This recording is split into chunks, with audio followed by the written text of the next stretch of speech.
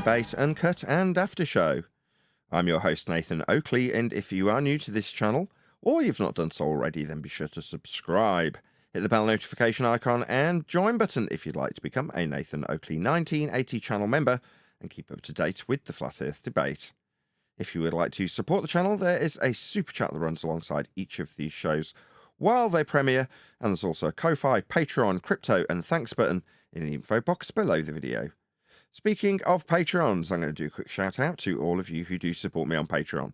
So, a massive shout of thanks and appreciation to Colton James, BG, Survive the Spin, FE Patriot, Steve, On the Level, Thomas Van der Zander, Gary Hughes, Measured Flat, Chris Wouters, Oh Wow, Mitch Kennedy, Rod, The Name's Burley, Twadwazzle, Jason Hornsby, Christoph Fournier, Flat Earth Travolta, J Melds 24, Unimento, M, Iron 26, Endless, Golden McKiernan, Retro Bill, Michael Kahn, John Kays, Patrick Gunnels, Banter, Mel B. Styles, Harry Blade, Mobile Max 777, Rob W, Del West Watson, Unbelievable Productions, Blue Ridge Ranger, Abraham Mohammed, Skeptic 936.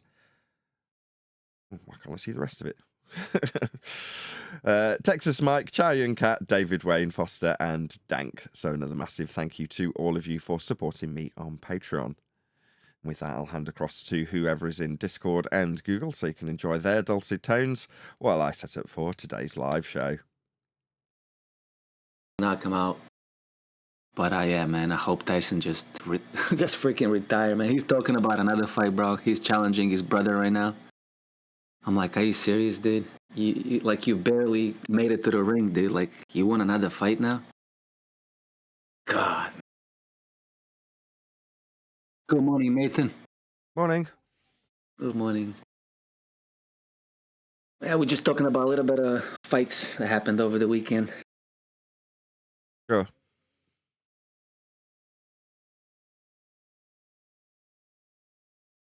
What's on the plate for today, bro? We're gonna cover one of these videos today. I've got a shorts video that I want to cover, but it's literally one sentence in one shorts video, like a throwaway remark. Which one?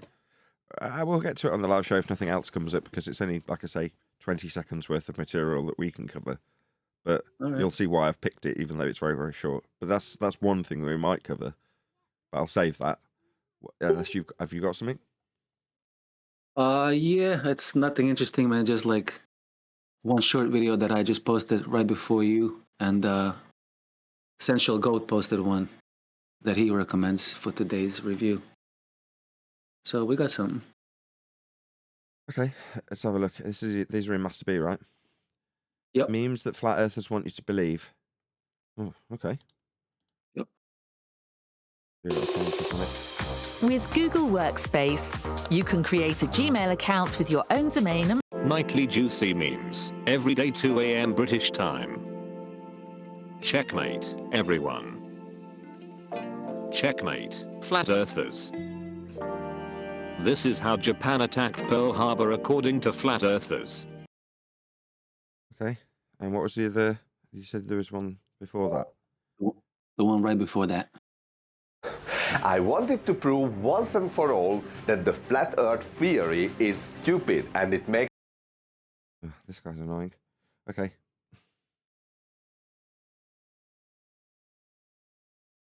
We've got a couple of videos to pick from. That's good. I actually think the first one that Central Goat posted might be a little better for review. But if we run out of time, we always got something else, right? I don't know. Memeable, dark, whatever. I'm down for covering memes. I think that's more interesting. I think that'll probably be more of an audience favourite, don't you? I don't know. It's short and it's pretty retarded, but whatever, yeah. Yeah, it's only a couple of minutes long. Well, Yep. Yeah, okay, cool. And then I researched Flat Earth for 3 years, part 1, The Journey. We'll cover if we need to. Dude, imagine somebody researching Flat Earth for 3 years and this is the shit they come up with. You got the TikTok links in the description, or where are they? Where what? The links to these videos, are they going by in the chat, or? I can put it in the main text chat. Just give me a second, bro. I'll put them in the live stream chat once we're going. Yeah. How was once your we're live. weekend, Nathan? Say again? Any debauchery? Any debauchery?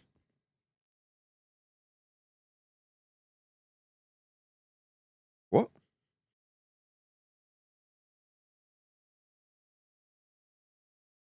I'm asking if something exciting happened. Nothing exciting. No, I've got toothache. That's all I've thought about for about the last 2 straight months. Oh man, I flew to Mexico with a toothache for $114 with anesthesia and extraction. There was no saving my tooth. $114. Jesus Christ, cheap. No, Dude, I I'm don't, going to Croatia tomorrow for for dental work. I don't want to lose the tooth, though. Wrong with the Yeah. tooth itself, so I don't want to lose it. Yeah, but if you can. Are you doing a root canal? I don't know what I'm doing. My dentist has said, oh, well, hopefully it'll get better, and can't really give you any more antibiotics. So, if it gets infected again in a year or something, or whenever, then fine. But if it gets infected between now and Christmas, we'll have to have the tooth out. I'm like, so my options are might be fine and might have to have the tooth out. You're like, that's a bit extreme. So every time I go in, and I've been in half a dozen, maybe more times, I just get the same thing.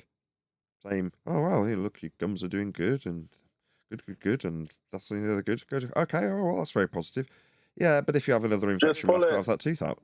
That's what she keeps telling me. So I've booked an appointment with a different dentist to see what a different dentist says. Just pull it and be done with it. I want to just pull it and be done with it. I like my teeth, thank you. Oh, Prefer to it's one keep of the them front if ones, I eh? can. I don't know about anybody else. I've had several people that have had that attitude. I'll just pull it out. I'm like, no. Why? Why would I want to do Do that? you, do you get into do you get into conspiracy of biology and shit? They say like each tooth is rooted to your liver, another one to your kidneys, all types of weird shit. No, I just like having a full set of teeth. I just like ideally to have things that are actually functionally part of my body do the job that they're intended for. And if I can avoid losing those parts of my body, I'd rather avoid it. I heard something about swishing coconut juice around in your mouth will Yeah, oil pull. I don't know, Yeah, I clean it did up that the yesterday. tooth or whatever. I did that yesterday actually, but just not with coconut oil. I did it with olive oil. But yeah, any edible oil you can do that with. I've been doing all that crap, rinsing my mouth with salt. But what is oil pulling? What is that? It supposedly draws the toxins from your salivary glands, right? So then you spit it out, obviously. But it's mostly for cleaning, dude. Like if you're a smoker and you do a coconut oil rinse like once or twice a day, it'll keep your teeth clean, dude. And if you're a smoker, if you do it for a week, like every day, you will notice, like visibly notice your teeth cleaner. Then you just brush it with baking soda once a week, maybe. Like you can keep your teeth clean, dude. If you're a smoker, and it like protects against cavities and all kinds of shit. 100% works, dude. It's an old Ayurvedic thing that you won't know that it works until you try it. It leaches all the crap out, basically, but you have to do it for quite a long time. So maybe minimum 10 minutes. Absolute minimum, maybe. Half an hour a day. Yeah, half an hour, realistically. Takes a long time, but it basically just draws out all the crap that's in your mouth if you swill it around for half an hour or so. And you can do it with any edible oil. There's a lot of mobile chiropractic little joints popping around my city. They're called the Joint, and these little like fast food type chiropractic joint popping things popping around. They're pushing the subscription models. You get like 5 back cracks a month for $100. Hey, Neil. What's the problem that I got to leave my sick bed to deal with moderation things? You'd have to do anything, Neil. You shouldn't be moderating. Just focus on Don't be getting better. taking people's What's up, word Neil? for How it. you feeling, bro? Give the guy a fair warning. He's poorly, so he's got too much time on his hands. So he's over moderating because he's got nothing else to do because he's poorly and should be focusing on getting better. No. That's not it, Nathan. I am in there a lot, but the moderating has nothing to do with that. He was told mind his business. What am I going to do if 8 people are talking about Arwen? I'm going to stop them all. He's going to come in and say, stop talking about panel members. I gave him a warning. He continued to butt his nose in, so I timed him out. What did you do? He goes crying to you that he's going to unsubscribe. He's not going to unsubscribe. Okay, crying to me, actually. Came up in conversation when I was chatting with Divergent Droid, so I can only assume it went to Divergent Droid as opposed to me, if at all. It just, Divergent Droid happened to notice. I didn't even know if he was approached. No, he wasn't there. Well, in any He event. even says he wasn't there. In any event, I don't know what to do. In these circumstances, there's a general attitude you need to take. Do what Divergent Droid would do. Okay?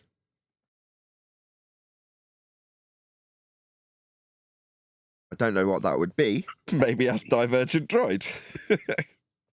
Cry baby. Thank you, Nathan, anyway, for putting that out there and helping me out. I appreciate that. And what out? The crap moderation. I haven't put anything out. When I got hurt, when I crashed, thank you for doing that for me. Doing what? I haven't done anything. I sent you, what, You put the $10 or word $20 out that or I got something? into an accident and people helped me out. Jeez, come on.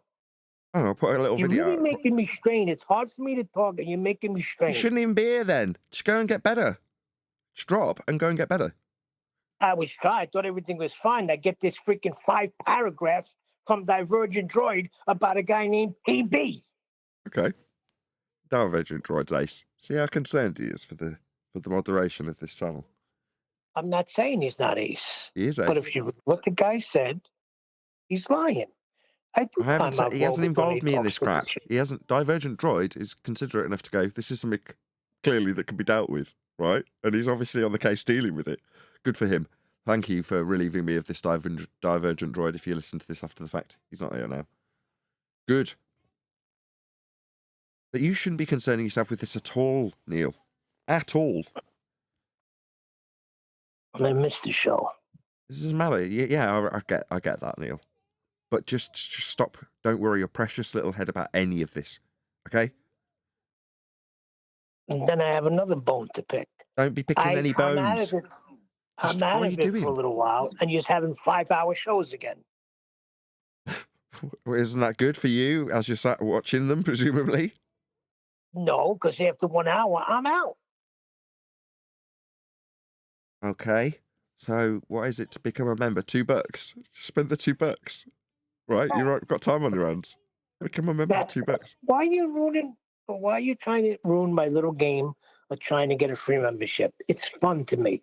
Then don't moan. Well, nothing else to do. Yeah, Sick of this I freaking realise that. bed. That's why I'm being hard on you, right? You just need to get well. You don't need to be here moaning. You don't need to be moderating. You don't need to be concerning yourself with the politics of people in chat. All of this is wrong, right? Me, I am ill as well, right? I've got a lot of pain. No, I'm not saying this because I'm trying to compare to yours. I'm sure yours is worse, right? But by the same token, if you were in less pain, I'm sure you'd be working right now, wouldn't you? So me, in a bit of pain, I'm working. I've got to. You can't, so don't. Don't strain yourself doing this, Neil. You don't need to.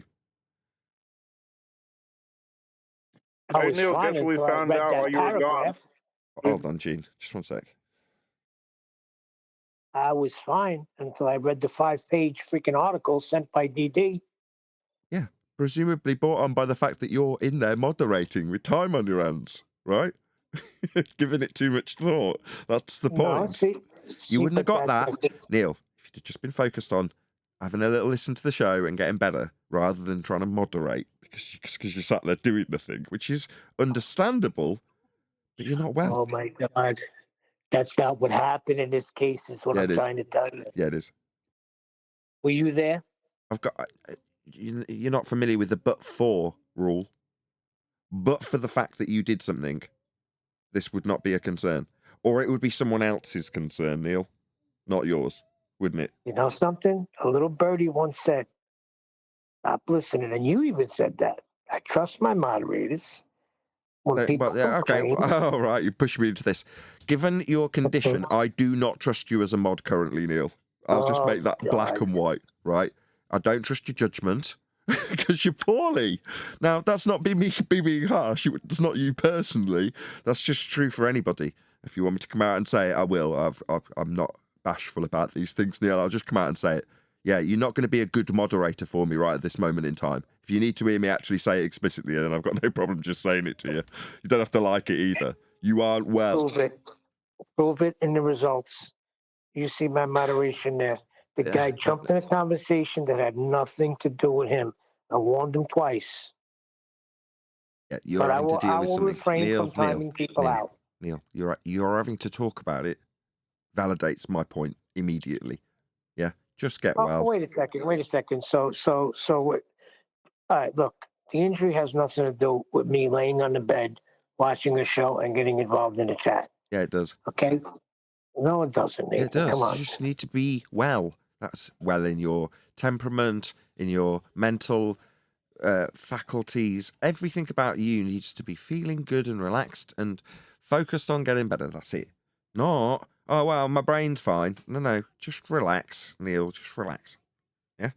I was relaxed until Until somebody you get started involved with bitching. Out of moderating. all Anyway, the Neil, people there, one guy's crying, and you're taking his word for it.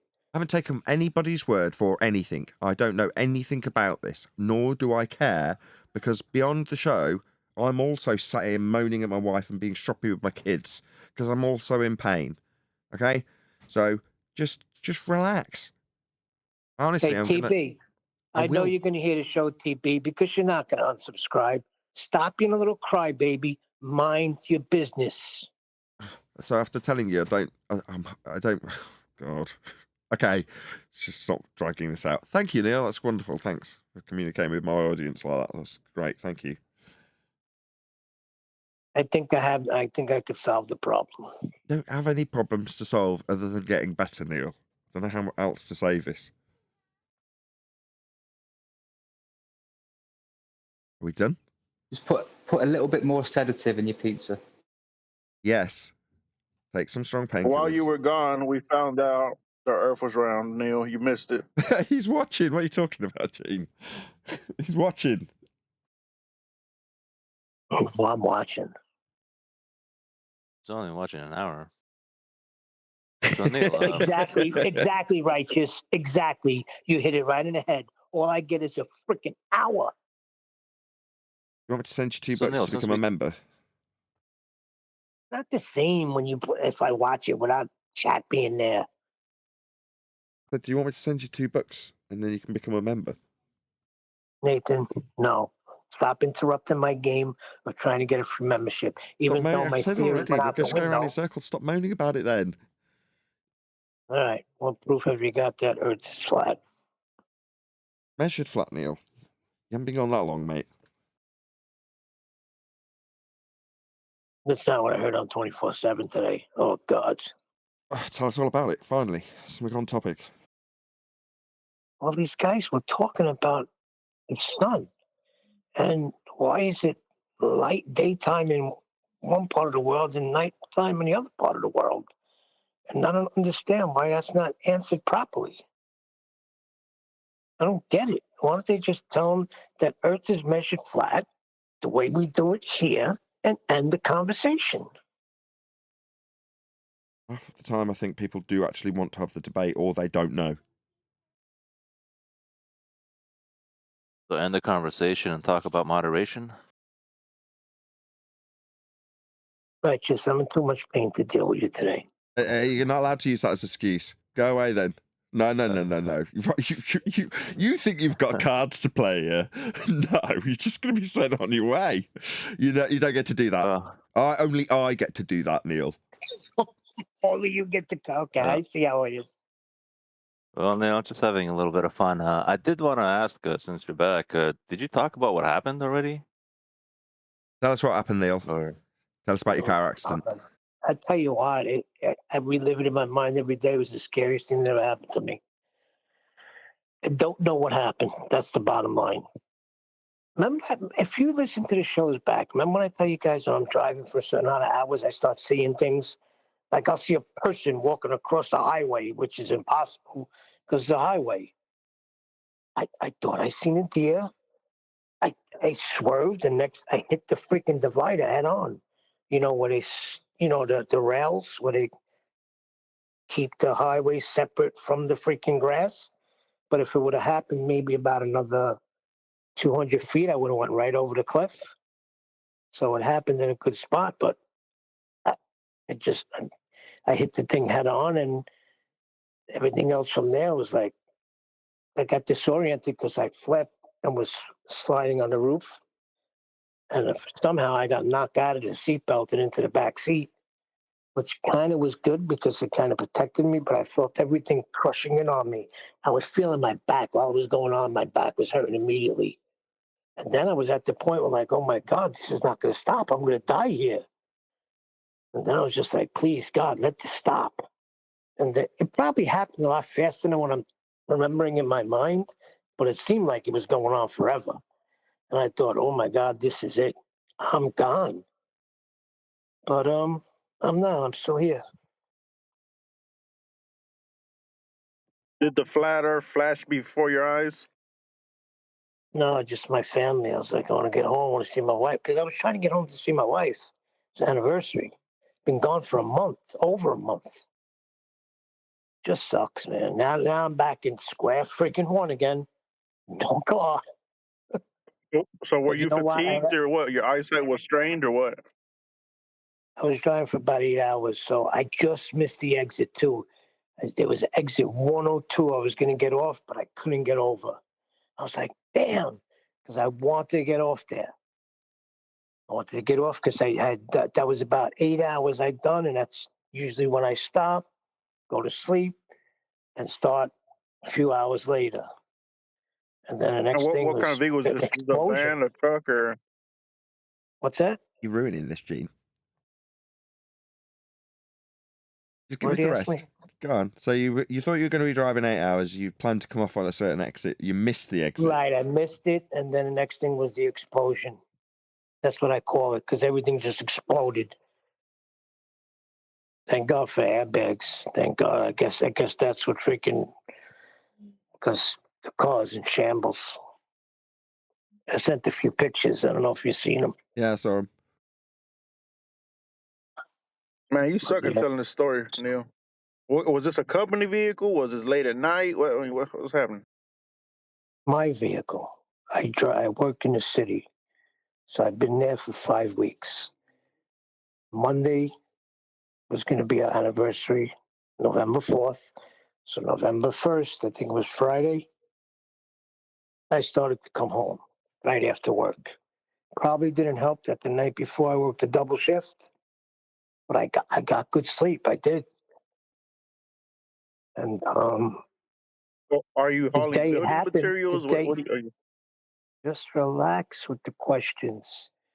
The day it happened, I really didn't do any physical labor. There was a ton of people there. I was just, you know, pretty much giving orders and direction. So I wasn't doing anything physical. And then I rested about 2 hours before I even drove out. I thought I was good. I let my guard down, man. I should know better than that. Freaking, I can't do that drive by myself. There's no way. There's no freaking way. But it's too late. I can't take it back.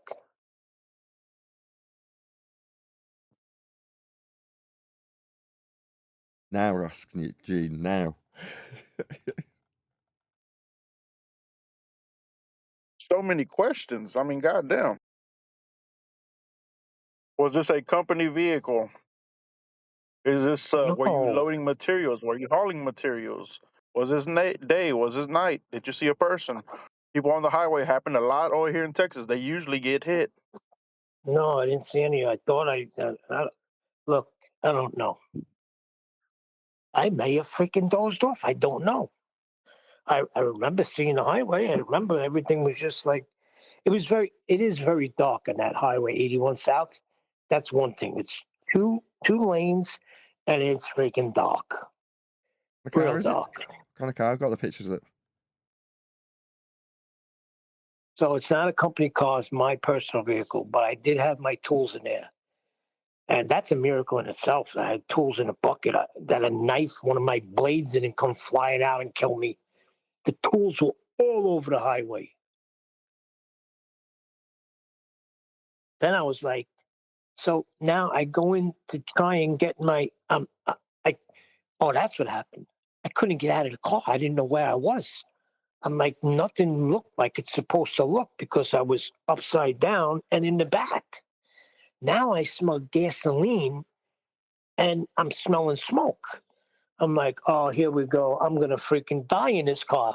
And I couldn't find the door. And then finally I seen like a little light. The door on the lock has a little light in the back. And I popped that open, but I couldn't get it open because I guess there was like a tree somewhere there blocking me. But I pushed it freaking open and I jumped out. But then I had one shoe on and one shoe off. And there was people stopped by that time. There was 2 cars stopped. They were like, oh my God, is there anybody else in there? I was looking at my car. I said, how am I going to get home? Because I was in Virginia. I still had freaking 10 hours before I got to my house. How am I going to get home now? And look at my car. I was like, you know how hard I worked for this car? It's gone. And the guy started patting me on the back. He said, listen, you're alive. You can replace the car. I said, no, you don't understand. Then I'm jumping back in the car to try and get my phone because I can't find my phone. But I'll tell you what, this is good because it goes right back into your show. Guess what I was listening to? Ladder Debate, and 10th Man was giving his presentation, the recent one that he did. And that was going on the whole time as the car was crashed and flipped. 10th Man was still going forth. Oh, it was still playing. Yes.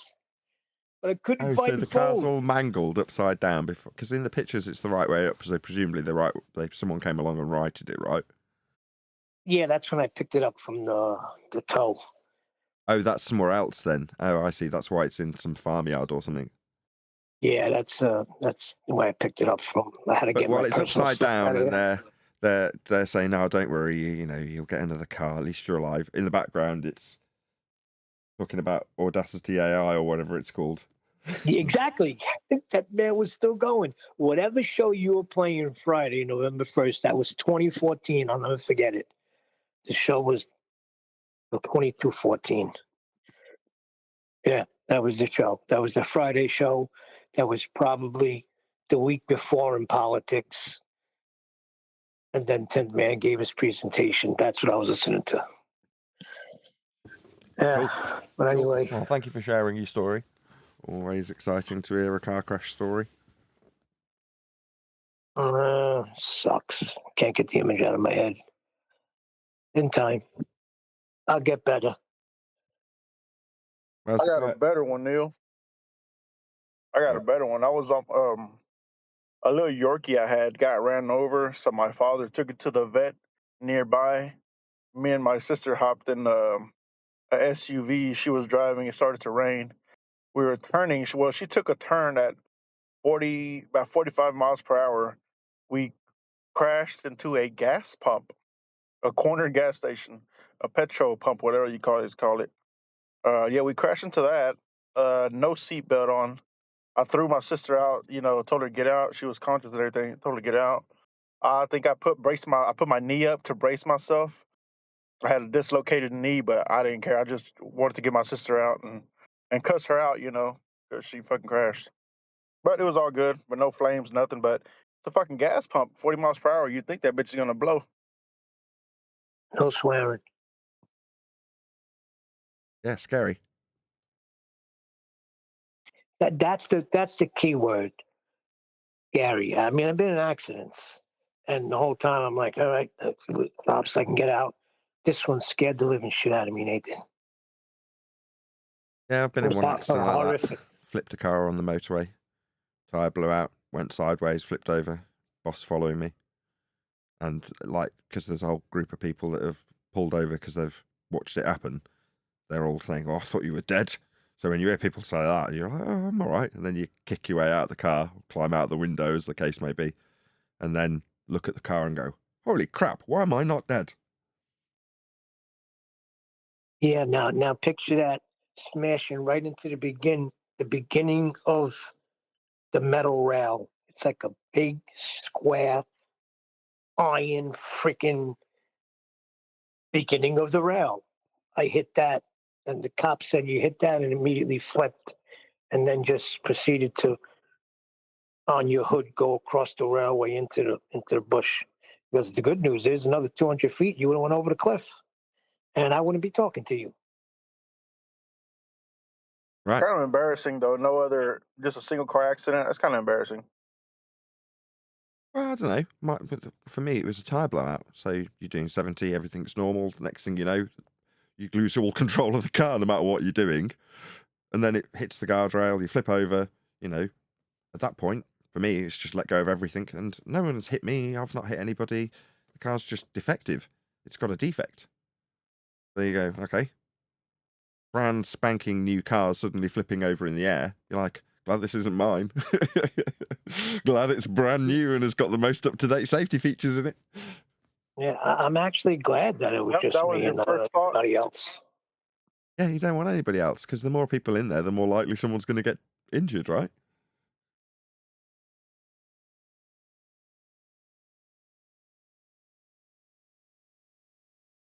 No car accident's embarrassing. It's just unfortunate.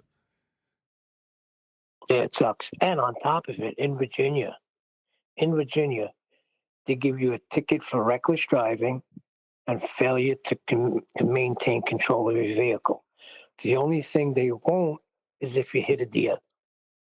My cousin lives in Virginia, so he told me, yeah, you're going to get that. I got to go to court on December 10th now to fight this or to get it dropped down to something lower where that's not going to be on my record. Reckless driving and failure to maintain control of the vehicle. Isn't that what an accident is? Hello? Should have voted for Trump.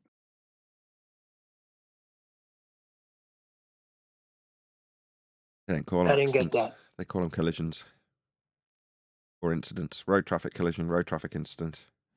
If you say accident, it implies no one's at fault.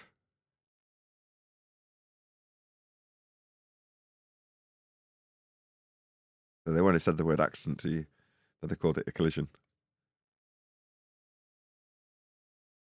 Yeah, I got to read the police report over. I'm just like this week. I'm going to try to call them because the cop did say that. Listen, I know people that are postponing this for 6 months.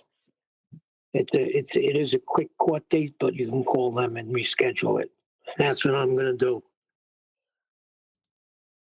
Guten Tag. With another thing where I got to come back. Nobody's in freaking G plus. What the heck is going on? What a fantastic start to my live show. Good to have you back, Neil. It's good to be here. Got a couple of videos to cover. Everyone excited? Having had a lovely weekend, I'm sure. Woohoo! See, that's the kind of enthusiasm I'm looking for. See, Neil's come back and detailed his woes of car crashes. So, he's not had a fun time of Discord it. gang. There again. Again from Discord. Just shouting out the Discord. Discord gang. Wee. Indeed, Gene. Yes, the Discord gang. That's what we've got. Jolly good show. So smash that share button. Obviously, we're going to cover a few different things, but we will do a housekeeping question or two before we do. So, any evidence of the distance to the sun?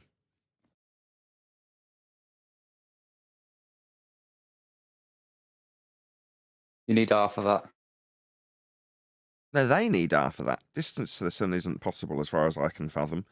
I don't make any claims about it, but the globe Earthers' distance to the sun would require an R value measured off a flat plane. That's correct.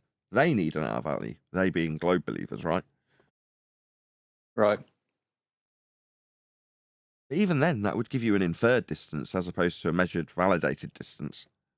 I mean, anybody can use clever maths to infer that they can extrapolate out a distance, but that doesn't mean anything. It doesn't mean they've got a distance to the sun. And it has flat Earth origins as its genesis, so you can't really suggest that that is actually a correct distance because you'd have to reify the notion of being on a sphere to achieve that distance that they give you in heliocentrism. Any other distance measurements for the sun?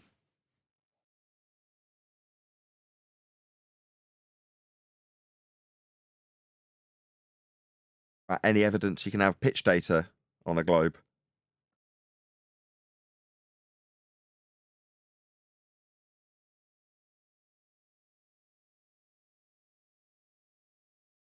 That'll be a no. All right then. What is pitch data? Shows the pitch of the plane with respect to a horizontal reference.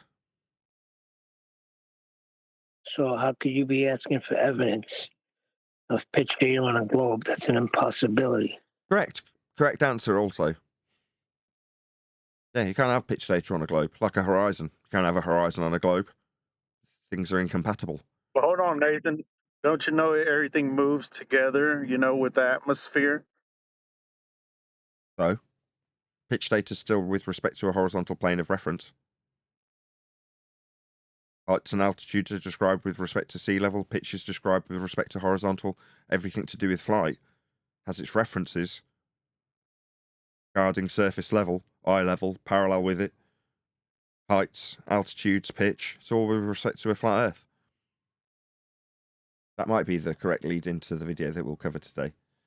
So there's several videos that we're going to cover. One is very, very short indeed, and just happened to be on my mindless doom scrolling through YouTube Shorts, as I happen to do. I'm sure a few of you will be familiar. But this video is by a guy called Tabs Original, and he just covers his CGI flight stuff.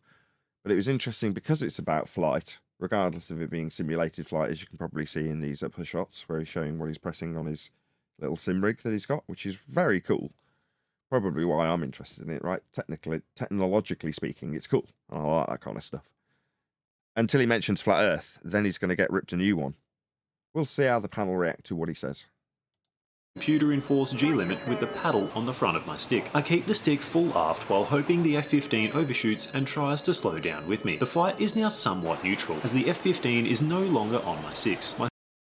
Okay, so before I do anything else, I will actually share his video. So, as I say, this guy, Tabs, please let him know at Nathan Oakley 1980 sent me with a polite comment on his shorts video that alludes to the fact that we've responded in some form or another, even though this is going to be done and dusted with almost immediately, to his shorts video. Now, it might be a bit of a shock that he's getting this because of his offhand comment that you'll hear in a moment. Nevertheless, we have responded to his video. Therefore, it's only reasonable that we share in the YouTube algorithmic love that we definitely do not receive from YouTube. And hopefully he'll receive it from us. So, yeah, leave him a comment. I've put a link in the live stream chat. So if you're one of the 40 people watching, I know we've only just started. But do please pop along, leave him a comment, leave him a like if you like his video, if you're into this sort of thing. But let him know more than anything else at Nathan Oakley 1980, all one word. So an @ then Nathan Oakley 1980, all one word. Sent me. Share the YouTube algorithmic love. Go ahead, whoever that was. Sorry, a quick question as to regards that. So I know there's no spaces. Do the capital letters have to be included in your first and last name? No, just at Nathan Oakley 1980, all one word is fine. I mean, when you make a YouTube channel, how it comes out and how it's displayed is critical in terms of the case. So if I put Nathan in a capital and Oakley in lowercase, that would be how it presented to every single viewer always. And there's not a lot you can do about that. I mean, you can just change the overall channel name, but the way it's formatted when you first start the channel is quite important. Anyway, it doesn't matter to case in terms of finding the channel. You won't find it. You type it in any old how, you can type it with separate words. It doesn't make any difference. Anyway, let this videographer know, who probably does get his videos shown when you type in his name, tabs_original, know that we've covered him. And hopefully the idea being that if he were to cover us and say, hey, flat earthers, I listened to your video and blah, blah, blah, blah, blah, blah, blah, blah, blah, he'd put a link to my video. That would be the overall plus. He gets shared videos, and typically people are larger than us. Sometimes they're smaller than us. We're a very small channel.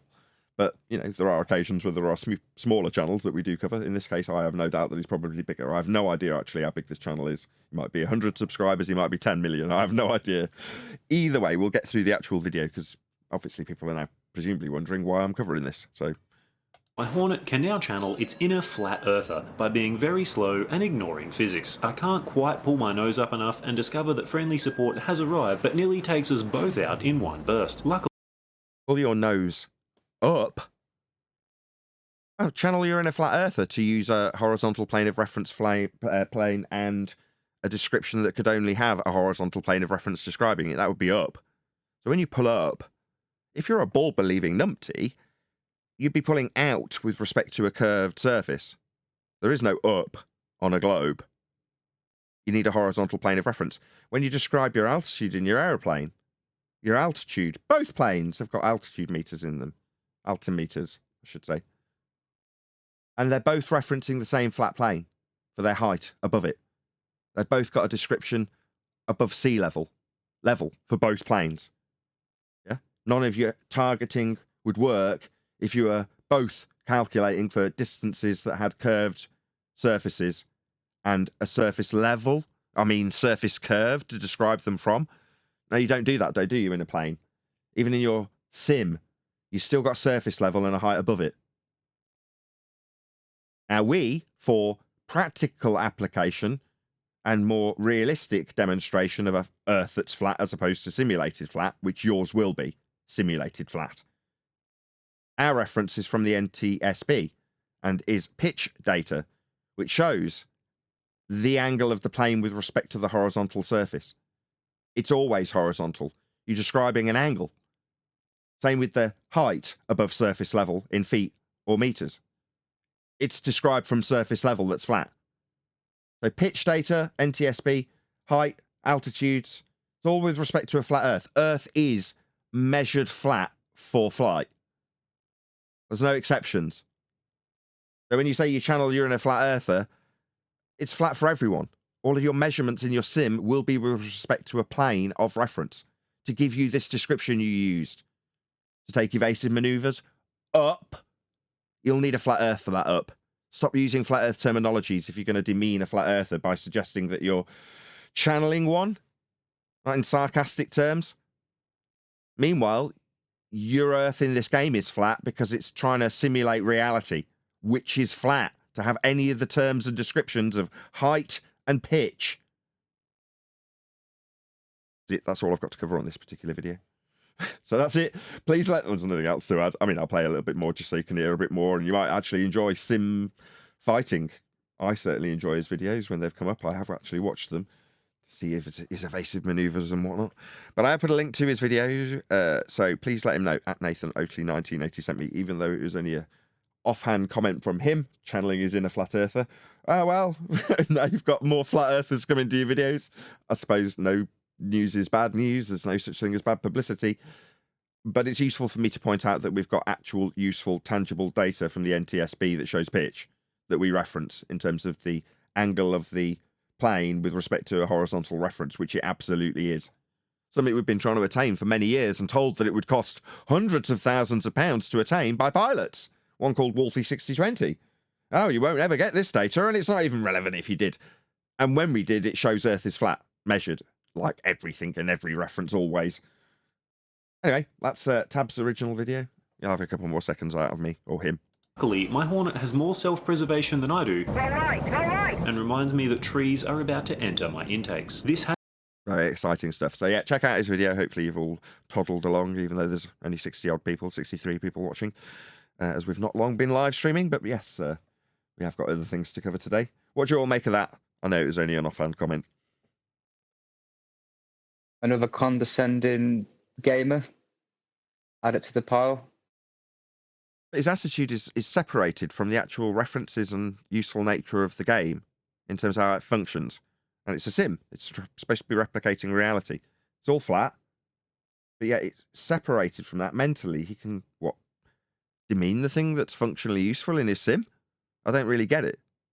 He does. Obviously, I do get it. There's a disconnect because people see Flat Earth as something completely devoid of the reality that they're in, because it's always going to be sphere-shaped by pure fiat, by pure assumption. And why would it be anything else? As I'm literally using it being something completely different, that's flat. Why would it be anything other than globe-shaped when I'm referencing it, measuring it, flying it across it flat, describing my angle with respect to it flat, describing my height above it flat?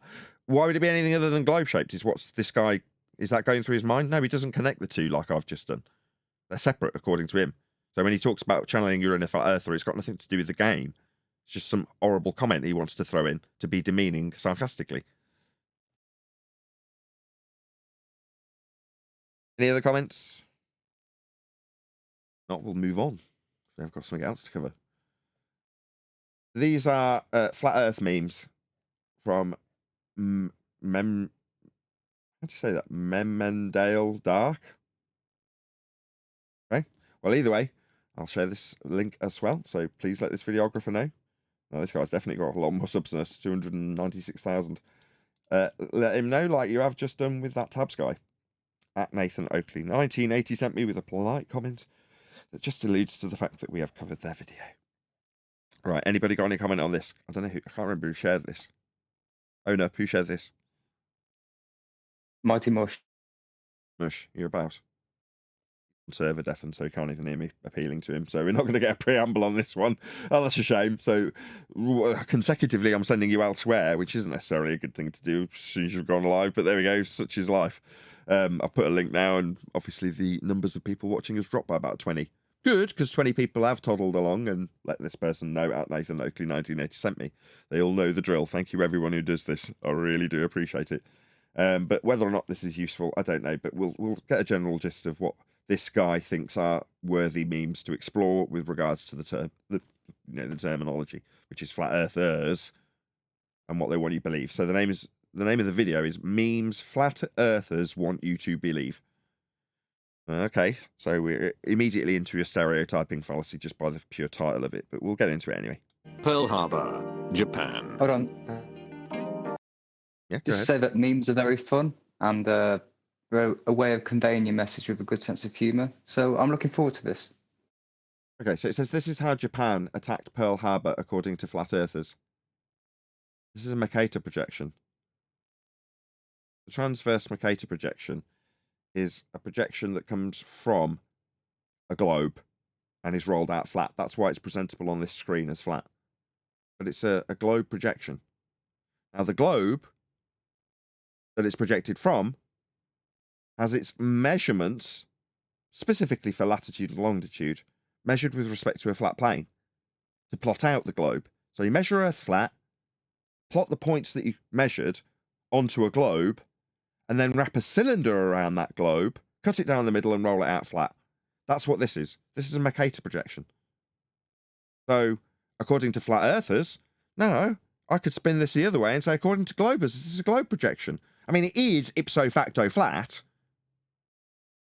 but you could say, well, that came from a globe projection, yeah, after becoming cylindrical.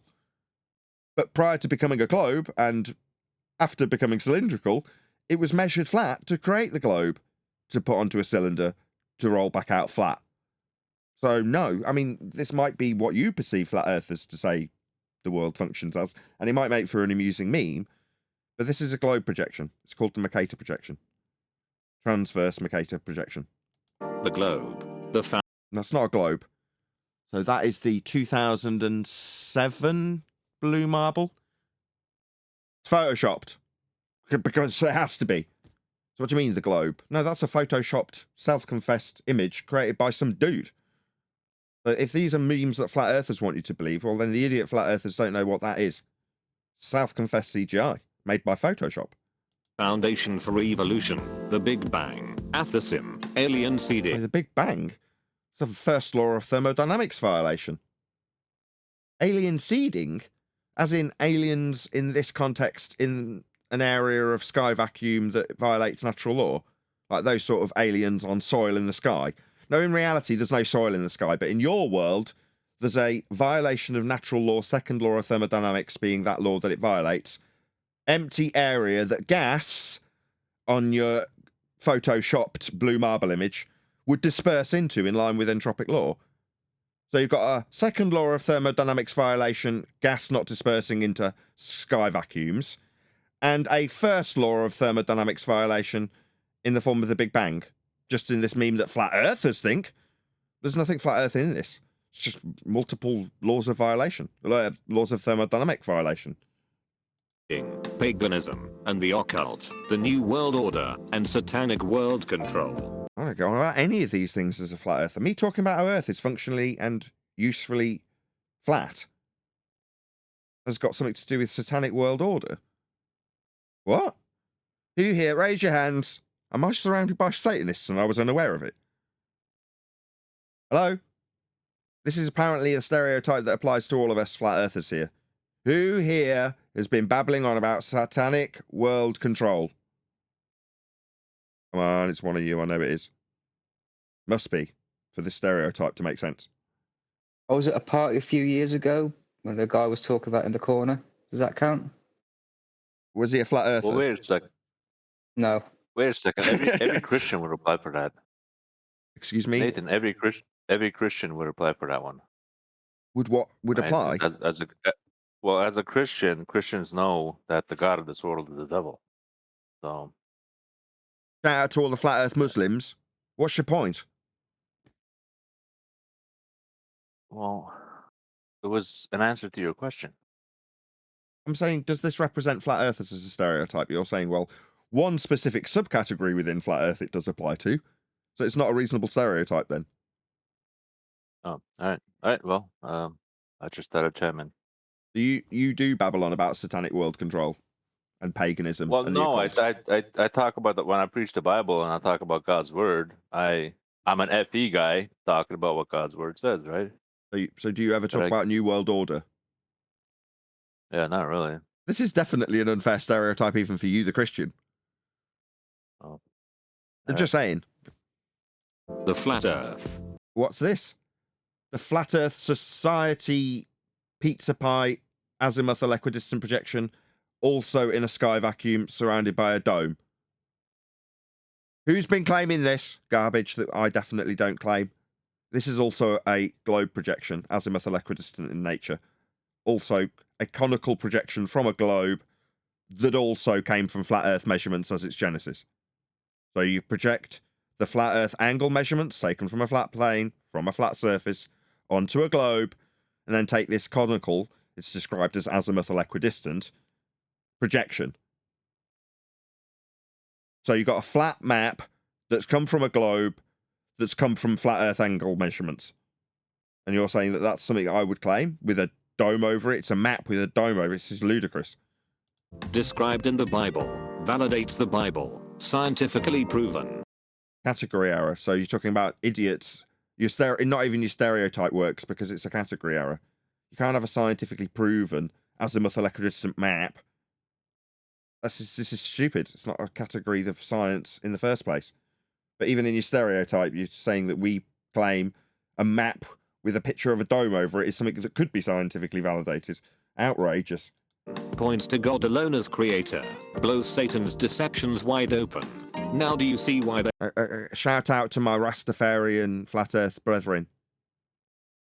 They're all flat earthers are Christians then. Airline. Jupiter, 1879. Now, Saturn, 1885. Now... What's this got to do with anything? So you're showing us lights in the sky. You think there's soil up there, mate. You think this is high pressure gas, right? In your narrative, Jupiter has got storms that have raged for hundreds of years. The dot is a raging storm. So it's really high pressure gas then? Next to a 10 to the minus 17 torr sky vacuum, and none of the high pressure gas has any tendency whatsoever to follow that natural law. Utter bullshit. I don't care what these pictures look like when you compare 70s to 2024. I don't care. Your narrative says this is high pressure gas next to a vacuum. I mean, are you nuts? That's what you believe, though, if you're in a heliocentric world where there's soil in the sky and high pressure gas lights that don't disperse into vacuums. Pluto, 2003. Now, 5th century BC. Now. Why have you put 5th century BC when it's that same 2007 blue marble that was declared by Simmons to be photoshopped? Because it has to be. And then why have you got yet another pizza pie in a sky vacuum as a representation of flat Earth? These are outrageous stereotypes. I mean, I can still pick flaw with your stupid 2017 Photoshop nonsense and point out that if it were real, that is beyond the Photoshop nonsense you thought was a picture from space, was going to disperse into the sky vacuum. I'll still debunk the notion, even though I can prove it's Photoshop, because it's self-declared to be. Same with your Jupiter picture. High pressure gas next to a vacuum, au contraire. Violation of natural law, my friend. Doesn't matter what the pictures show. Now, if the Earth was flat... It is flat. It's measured flat. Functionally flat for all of the diagrammatical evidence that you claim to be presenting for a globe. For example, and not limited to, azimuthal equidistant projections and transverse Mercator projections. Both require flat Earth angle measurements at their origin. Their genesis are flat Earth measurements in all instances. Would it wear its pants like this? Sorry, would a flat Earth wear pants? Would you need a flat Earth if you were lost at sea? Would you need a flat Earth if you were flying across the plane? Would you need a flat Earth if you were creating a map or using a map in any way, shape, or form? Would you need a flat Earth if you were charting the world? No. Would flat Earth wear pants? Okay.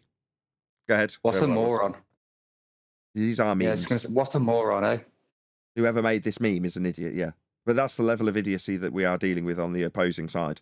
You're very easy to brainwash if you're watching it on the other side, because this is the kind of crap that you think defeats a flat Earth, when you and us and everyone measure and utilize Earth flat.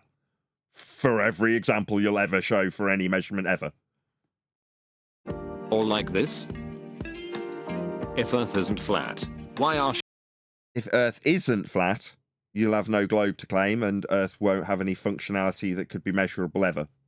It is flat, so we do have functionality that you can utilize from Earth, and it is always used that way. Choose like this, and not like this. What the hell? It's flat. So pizza pie in a sky vacuum. So let me get this straight. In your fantasy world, because you've imposed a flat Earth pizza pie into a sky vacuum where you've got spacemen in suits with hoses. What's this? This is so they can have oxygen. So presumably, even in your meme, these men in suits are protecting themselves from the black area of sky vacuum. But Earth, pizza pie or sphere Earth, it doesn't matter. It's next to a sky vacuum. No.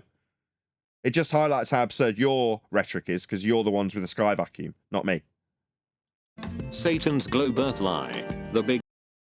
What, another CGI image that isn't photos from space? Because there is no space, it's a violation of natural law.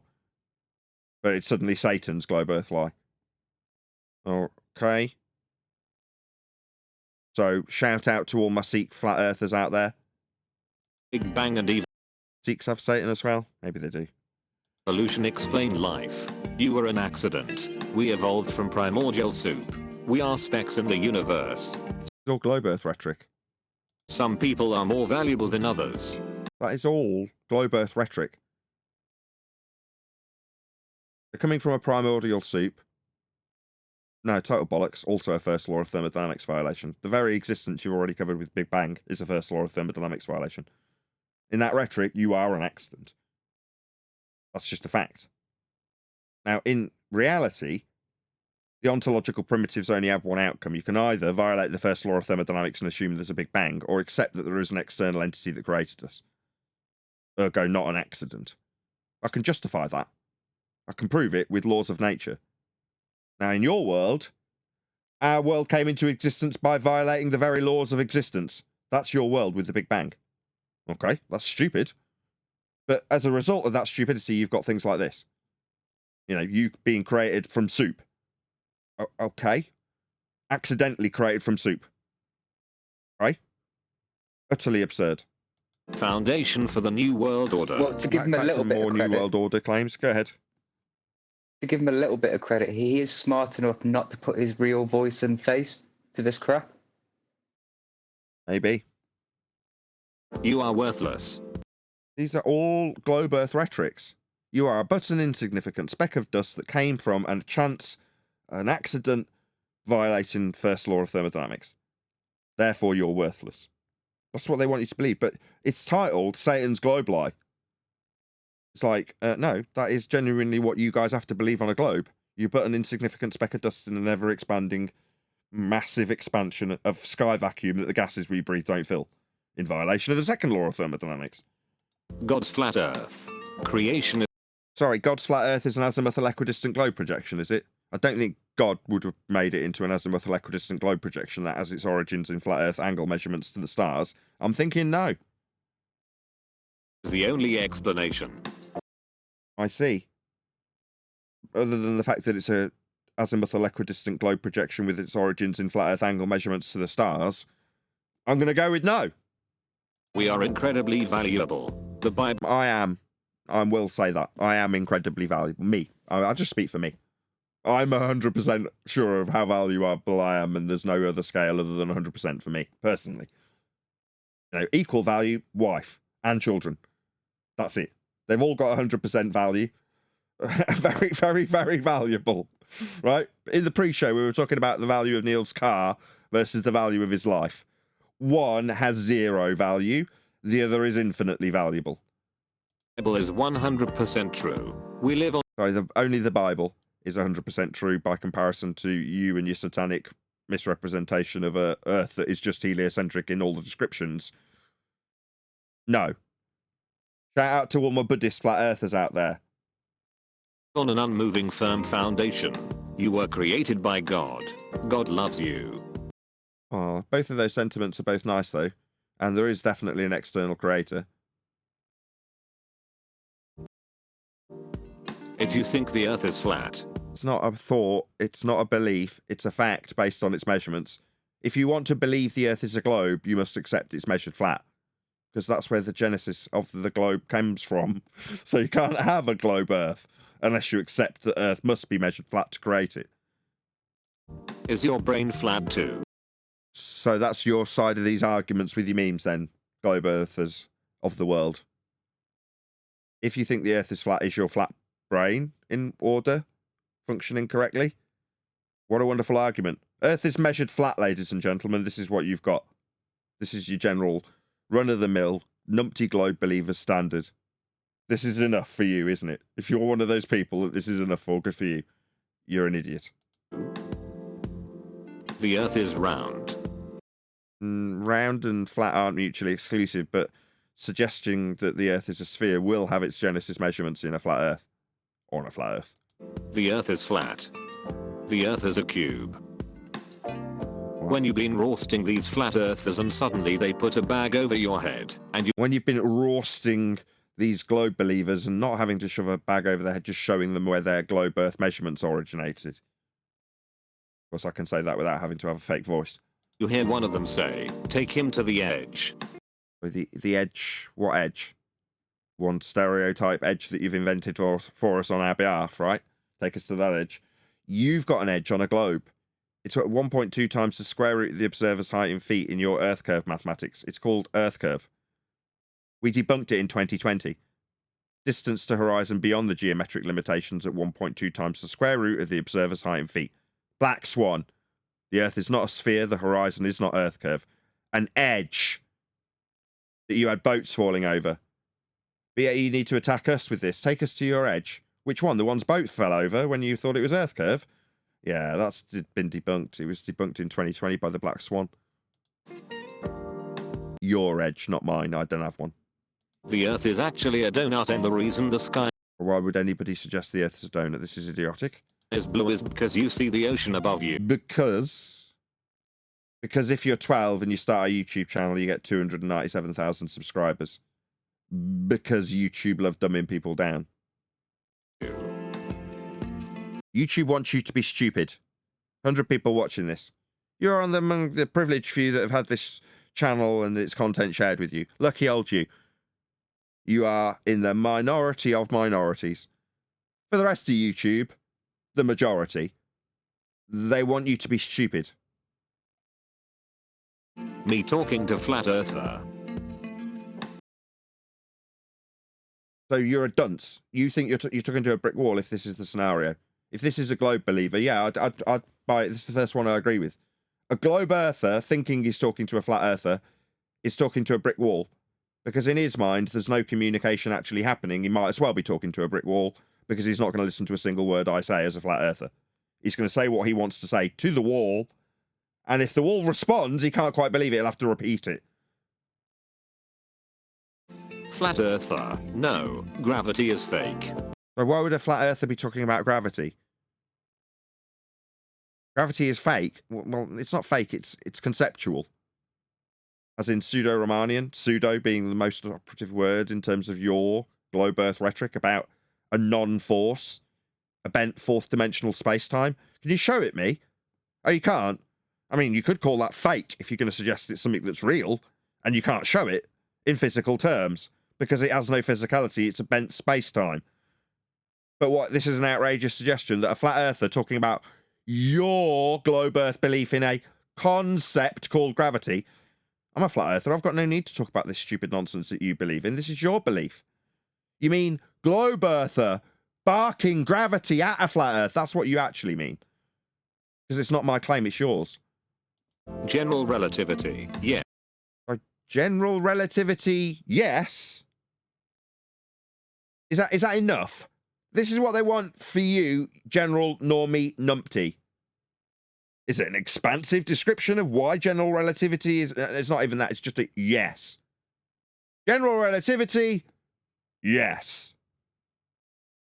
Okay, I mean, as a numpty, comporting, globe-believing retard, I suppose just general relativity, yes, is sufficient. Flat earther, gravity, no. What's this got to do with me? Nothing. What's it got to do with you? Well, just believe it. Yes.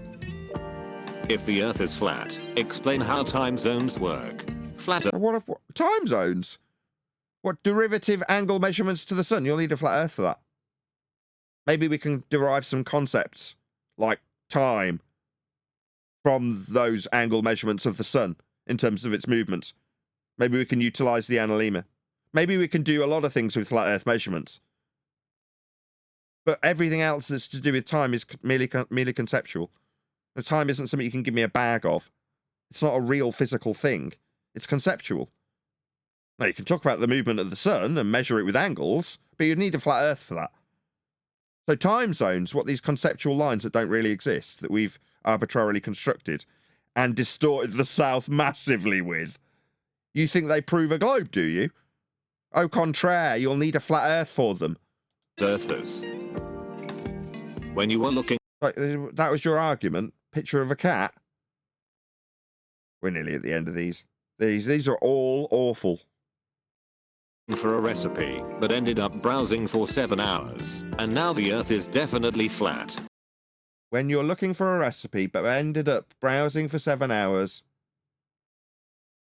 How non sequitur much? And now the Earth is definitely flat because you've been looking for a recipe for 7 hours. It's a complete non sequitur. It's a picture of a cat looking at a laptop. These are shit. The Flat Earth Society has members all around the globe. It's almost like that's been commented on a bazillion different flat earthers YouTube videos by bots for the last 18 months. Might wanna reread your statement there, but... The first real image of Earth. Wake up, sheeple. That's a picture of a turtle or something pretending to be with like soil on it. What, like Tolkien? No, I don't think it's turtles. Yeah, Tolkien does. Well, that was awful. I'll never get that time back. I feel slightly robbed. Okay, well, either way.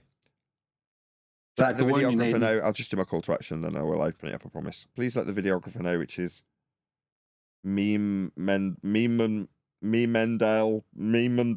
I don't know how to say it. Dark, either way. Excuse me. Please let him know at Nathan Oakley 1980 sent me. As you can see, I've put a link to his video in the live stream YouTube chat. So if you are amongst the 105 people currently watching the stream, please toddle along to his video, which is called Memes Flat Earthers Want You to Believe. That's a complete lie. I'm a flat earther. None of that was coherent. I ripped apart every single nonsense aspect of every single stereotype presented in these memes. But let him know we've responded to his stupid memes, regardless of if he's just a custodial influencer, that is to say he's rounded up these memes from other people, or if indeed he's the original developer of each. I don't care either way. We've responded to them and their sentiment. Please let him know I've done so. There's a link going by in the live stream chat. Just leave him a nice comment that says, @Nathan Oakley 1980, all one word, sent me. And say he's covered your memes or something nice. Just don't swear at him or be abusive, because it will just get picked up by the YouTube bots and removed, or removed by the videographer himself. But if you would be so kind, let him know I sent you. The idea being, if he was to do a response and say, don't take it so seriously, man, they're just memes. Yeah, well, they're memes that stereotype me as a flat earther with something that I'm not, and I'm going to respond to them. You don't have to like it. Anyway, hopefully he'd put a link to my video if he was to do the same for us. Hopefully a few of you have toddled along and left him a comment. Anyway, that's it. I'm done. There's my call to action. Did you all enjoy that? So, Nathan, it's safe to conclude there's absolutely no beliefs required when it comes to flat and stationary Earth, simply because that's the way we experience it and measure it that way. So he's projecting their nonsense because everything about the globe is belief-based, blind belief-based. And not only that, it has no relation with the reality we experience. Right. Can't be measured, can never be experienced. It's all belief-based. Yeah, their belief in a globe is based on flat Earth measurements. Correct. No pun intended. I feel sorry for YouTube in a way because they have to promote that. So it's like when you have to put up your son's terrible drawing on the fridge just to please him. I don't know if the people who work for YouTube know that they're algorithmically dumbing people down or not. It's hard to know. But if you did know and did it anyway, would it make any difference? When Congress have got a stranglehold on what YouTube do and they say, censor this, and they go, yes, sir. Okay, well, that's the society we live in, isn't it? And the society we live in wants one world religion. A one world religion is the globe. That's the one world religion that they want us to be under for whatever mechanism of control. I don't even need to speculate about it. I can just prove that it isn't. Everyone believes it is, though, don't they? So that is the world we live in. For whatever reason, they need to keep flat Earth at the surface level so it can be continually ridiculed and mocked. Now, anybody who actually gets to the origins of the globe and the flat Earth measurements we all use and links those two together, you'll get the treatment that we get. As far down the bottom of the possible list that could be as we can be.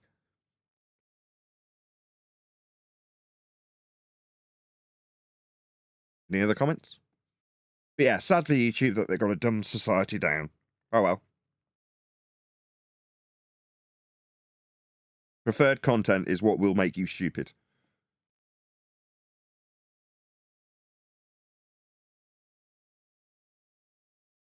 No? Nobody else got any comments on that?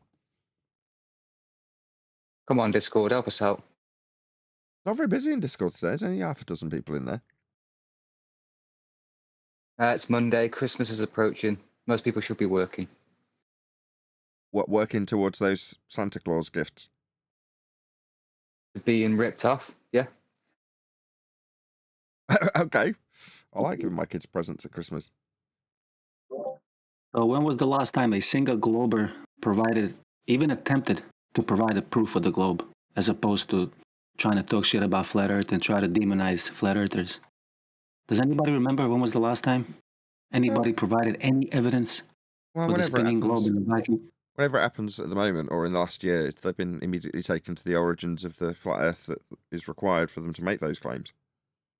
Always. Oh, Mr. Danny Faulkner's in the chat. Good morning, sir.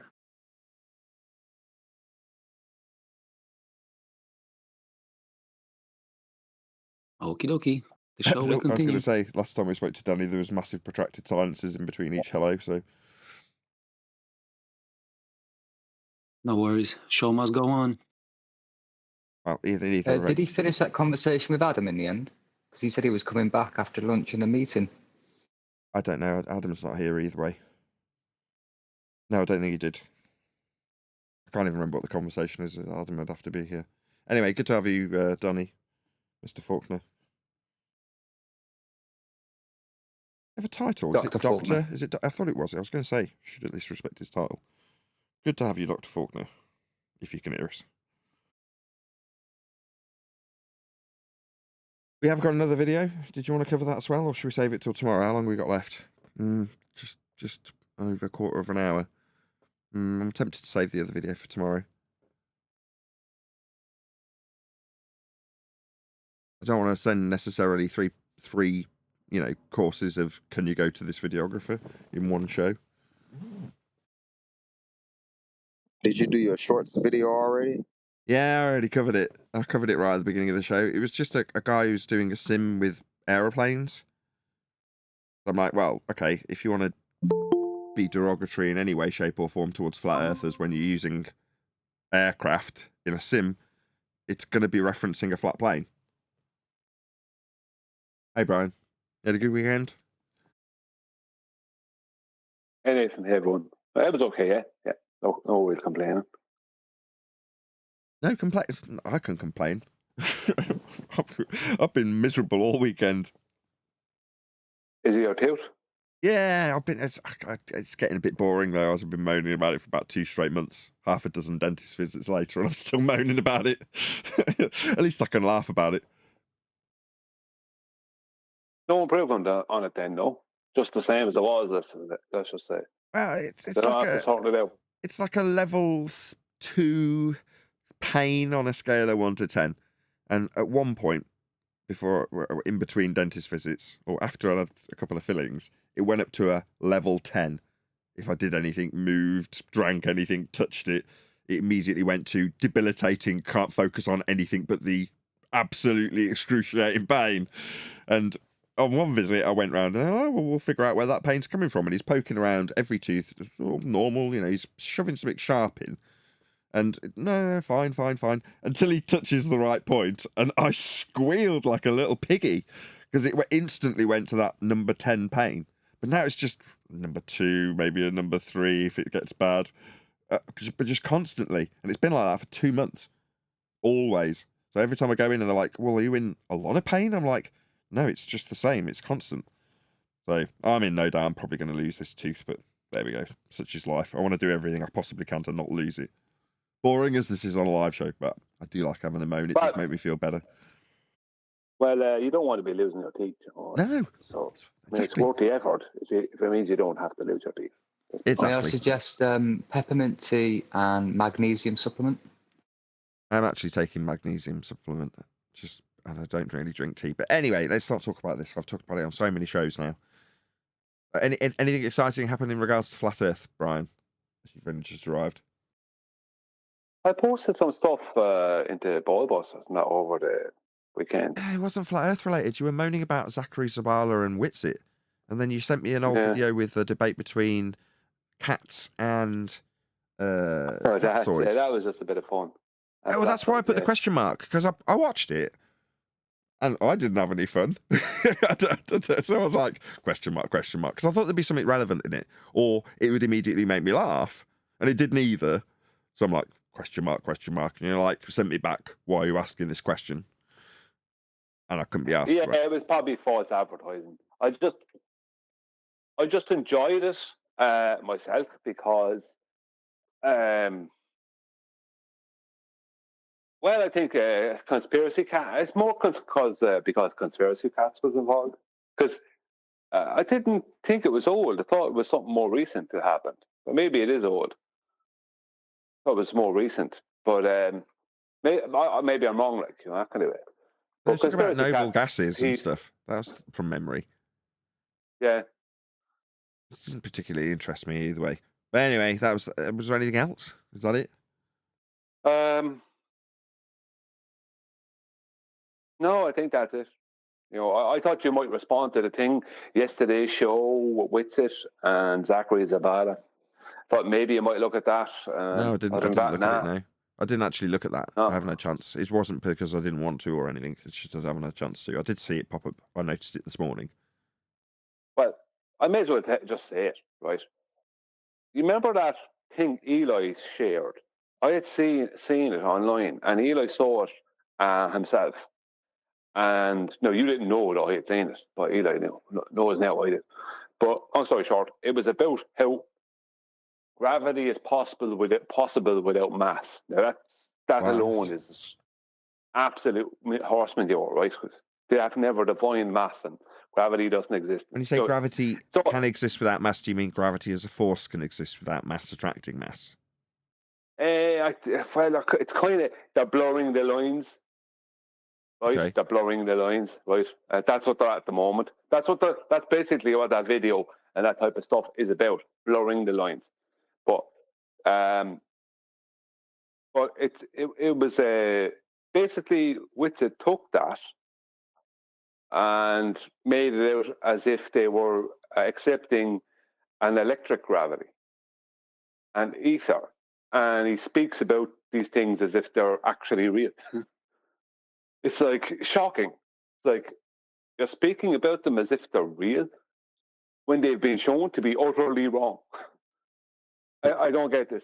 You know the way he would say to you, me or whoever. But when he's cornered, well, nah, I'm just like just postulating and all this other rubbish. But as soon as he gets onto Globebusters, it's all definite. Every single time. Quick shout out. Everything is a definite. Quick shout out. Sorry to interrupt you. Shout out to Goldie McKiernan. So I've got my two best moderators here. No offense to anybody else who's in the mod team, but Goldie McKiernan, or Goldie, and Divergent Droid, but easily head and shoulders above all moderators on YouTube, bar none. And when I spoke to Goldie about it, she was like, well, actually, I model my moderation skills on Divergent Droids. So I thought, oh, right, okay. Because she's a mod over on Growing Up in Scientology. So if you're not subscribed to Growing Up in Scientology, go and have a check it out, and you'll see Goldie in there modding for him too. But yeah, nice to see both of you, and thank you very much. Nice that you're supporting me with giving people free channel memberships. Thank you so much, Goldie. Really appreciate it. And sorry, Brian. Feel free to continue. And yes, I get the gist of this. What did you call it? A blur in the lines or something? How did you describe it a moment ago, Brian? Bookered off, hasn't he? He said his piece. I've done my super chat shout out, and he's bookered off. Yeah, well, yeah. Well, basically, what they're doing, basically, the mainstream is they're blurring the lines. That's what they're doing. Now, which is jumping the gun and getting to the point where he's stating that they're claiming basically claiming that everything is electric and magnetic without admitting that they're saying everything is electric and magnetic. And Zachary Zabala is agreeing with him. Funnily enough, Flat Earth Dave comes in, David Weiss, and says, well, look, I don't know. It sounds to me just like a little rush. Actually, at one point, he was just giving it straight honest. Because that's all it was, just a load of rubbish pumped out by the mainstream. But Whitson is reading into it so far that it means that they're claiming gravity is electric. This the dielectric acceleration is gravity, which would be as a force. And Zachary Zabala and him are. It's like it's like they're patting each other on the back for a job well done. When they didn't do anything, they got everything wrong. You know what I mean? That's what the whole. Look, there's no point in me telling you any more about it. You either play it or you don't play it. No, but that's the gist of it, basically. And it's just what I mean is the definites they're using and the things they say. Everything is electric and magnetic. No, it's not. What? Do you know what I mean? It's just these big statements that they're making, and it's hard to stomach. To be honest, you've got Flat Earth Society with their upward rising Earth narrative, echoed by Dell, and now we've got this injection of a gravity narrative that is totally surplus to requirements for a flat earther, but being peddled by flat earthers. The shillery level is off the scale, in my opinion. Well, go on. We said the problem was that it's not the problem was that they're pumping something out as if it's let's just say this dielectric acceleration. So speaking about that, let's just say in the past couple of years, and all it's going to do is help the mainstream. That's what we said, because it's not real, and we pointed out where it's not real, and they want to, and they're getting out things wrong. All they have to do is listen back to some of the after shows during last week, where QE was covering, and with some of the rest of us. Me speaking to Whitsitt and Whitsitt on other shows, and I can't remember all the things, but we were that kind of thing. Pointing out all the problems with this claim. And all of them were ignored. And now it's a pat on the back for each other because the mainstream is admitting dielectric acceleration is real. Who gives a damn? It's not real. It's wrong. Do you know what I mean? It's debunked by gas alone. It's like on gas behavior. I won't even go into all the things that destroy that. Because all the things they brought up as proofs turned out to be not proofs. This kind of thing. When you look into what they were claiming, spider ballooning and all this other rubbish. And it's like, but yeah, that it doesn't matter. None of that matters. They're just there on this show with I don't know how many watchers, basically stating, yeah, this is all real and we've all already proven it, and the mainstream just don't want to, drop their pride and admit it. No, mainstream are willing to latch on to anything at the moment because they're desperate. But that doesn't mean that what the mainstream will latch on to will be any more real than what they're letting go of. And it certainly doesn't mean that what you're claiming was real at any time. It's real and needed for the opponent. But as I said earlier, it's absolutely and completely surplus to our requirements as flat earthers. We don't have any need for this magic force of down. It's just not needed. I really don't get it. It just seems, like I said, it's very shilly to have these things inserted with such insistence when they're not required. Shout out to Vlad on 0 Degrees for the super chat. Really appreciate your support. I wouldn't care about it if it was real. Go on, Brian, sorry. I just say I wouldn't care about it if it was real. I wouldn't care if I was wrong about it. As in the past, if I was wrong, I wouldn't care. I'd just admit it. Yeah, I was wrong. They were right. If they were. But they weren't. They were wrong. They weren't right. They were wrong. Me and people like me, we were right. There's endless spin with gravity. It seems like an endless crap on crap narrative with endless versions of it and revisions of it and changes to it. And it's all there just to mask the idea that we're on a spinning ball and have something magical to hold us to it. I mean, that's all it ever boils down to. It doesn't matter if it's mass attracting mass or bent pseudo-Riemannian fourth dimensional space-time or some blurring of the lines in between the two. But why are we doing it is my point. Why are we flat earthers doing it? Like I said, that's why very few things I'll happily just sit here and say, well, that's very shilly. Like, well, you can't go around calling flat earthers shills. Like they're here and part of the confusion. I'm like, well, whether they like it or not, whether it's intentional or not, or paid or not, Dell and people like, in this case, Whitsitt and Jeren and Zachary Sabala are putting out narratives that aren't needed and benefit our opponents. Upward Rising Earth directly speaks to the equivalence principle from Einstein. And you're like, well, that's globe Earth. Yeah. If you talk about mass attracting mass and incoherent dielectric acceleration as a parallel to it, then you're talking about Newtonian gravity. You don't need this as a flat earther. So it's like, well, if you don't want to be called chills, don't peddle shit we don't need as flat earthers that benefits our opponents. Well, otherwise, you're going to get called chills. What else can I call you? Well, even the video they were responding to, that video where it was about gravity studies have shown that gravity can exist without mass, right? That shows they never understood gravity, any of the gravities. And within that video, the person presenting it shows that they don't understand the difference between what was claimed to be gravity by the mainstream, which is mass attracting mass Newtonian, and what is currently claimed to be gravity, which is general relativity, right?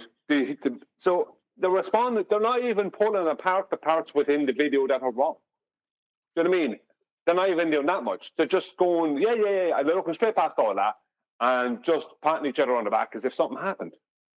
It's like, I wouldn't care. As I said a while ago, I wouldn't care if dielectric acceleration was real. If it was, but it's wrong. It's not real. It's wrong. We're talking about the nature of a reality here. So why are you accepting something that is wrong? Because it confirms their bias. One thing. It's not about being right or wrong. It's just a bias, and they've got something to punt, haven't they? This helps them punt it. That's the problem, you see. It's helping them punt what they're trying to punt, and it's just like they're willing to look past where they're wrong, and their misunderstanding of the conflating of static electricity with electrostatics. The incorrect comparison between those two things. They don't even realize, or either they don't, or worse again, if they do realize where they're going wrong there and they don't care, then they're just being straight out dishonest. At the moment, they just think that they're patting each other on the back for a job well done, a job when it's a job that was horrendous. Do you know what I mean? It's like people, like the engineers patting themselves on the back who put up the leaning Tower of Pisa. It's like, I'm sorry, lads, you didn't do a good job. Like, that's not correct. You know what I mean? Well, it's just affirming their bias, though, isn't it? That's all that they're batting on. You know, this seems like it backs up what we've been saying. Therefore, well done us. Unless I'm missing something. Yeah, but it was like, if you play the thing, you'll hear it's the definite used. It's like everything is essentially magnetic and electric. It's like, or electric and magnetic. It's like, no, it's not. It's not. Like, a lot of things are, like, they will have some, like you could say, a lot of things will have a basis in those two forces or whatever. But I don't know if magnetism actually could be called a force, but do you know what I mean? A lot of things will have their basis in magnetism or electricity, but everything is not electric or magnetic. What about my toilet roll? Is that electric or magnetic? Or is it just toilet roll? You know what I mean?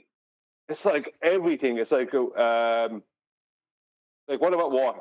Is that electric or magnetic? Do you know what I mean? It's like maybe you might be able to get a charge off of some of it. Do you know what I mean? The human body, yeah, there's a lot of electric charge in the human body, but everything is not electric or magnetic. You know, to make that statement, or to make that statement, and with such certainty, it's like, that's wrong. That's wrong to state that. It's just an incorrect statement. Why are you stating it? You know, but they're promoting this stuff as if it's all a done deal. And ether ether. That's another thing. He'll try and Wichita will try, and I'm sure Zachary Zabala will be no different. They'll try to speak about ether when they're cornered, as if it's just some philosophical idea they have. But when they're not being cornered and they're on a show like that, they're talking about it as if it's actually real. Yeah.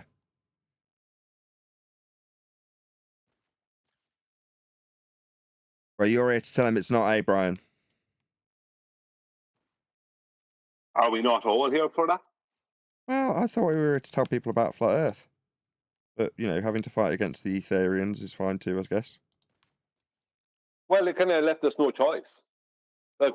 Because people will view them as flat earthers. So they'll think that you or me are promoting this stuff as well. Yeah. And they're going to go out and get the receipts for all the people that they tell about it. Still got to deal with it, Nathan. Here we go. I told you so. I said we needed to deal with this ages ago. Right, Neil? Exactly. Tell him, Brian. Hey, Neil. Good to hear from you, buddy. Yeah, exactly. We did say that a long time ago, Nathan. We should be dealing with that, nipping it in the bud. But I don't, we did say that. Yeah, I know.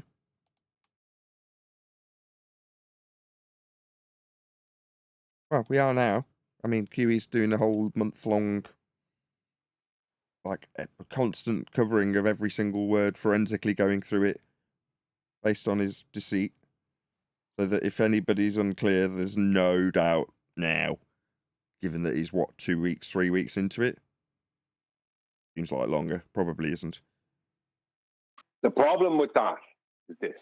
Now, he's going to be angry at me, but I don't care. He's angry all the time anyway.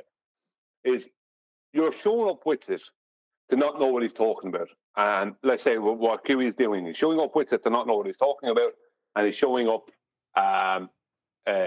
him to be dishonest. Like, he was completely dishonest on that one of the things we were covering last week. What Witzit did was he kind of inserted an ending into a citation from Einstein that wasn't the ending when he was speaking to me. A citation I only heard once. Witzit rattled it off verbatim until he got towards the ending, and he added in his own ending, which was completely dishonest. Right? Things like that. But all that will be looked past. The only problem with all that is all that will be looked past. Right? If Witzit did prove the existence of an ether, which he won't, right? But the point is, if he did, all those things would be looked past. Or if he can give the impression he can prove the existence of an ether, all those things will be looked past because people will only focus on, at that point, the ether and his supposed proof for it. Right? So, as opposed to us more pointing out the implications of the ether, which we're also doing, but because they're also part of all that as well.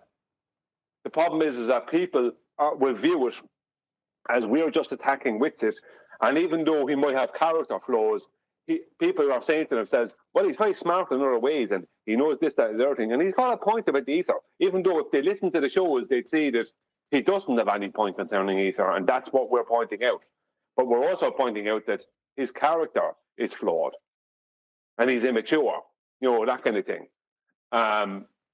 But people are going to focus on that as if we're just attacking with it, as opposed to us showing the implications of the ether or focusing on what he's claiming concerning that. If you understand what I mean. See, it's hard to know because you have to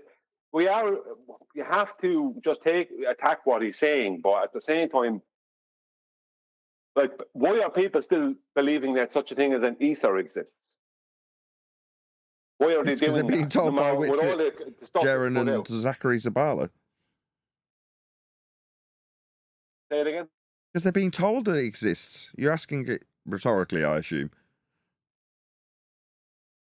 Yeah, they're being told it exists by those three, but the problem is that they're being told it exists by those three lads.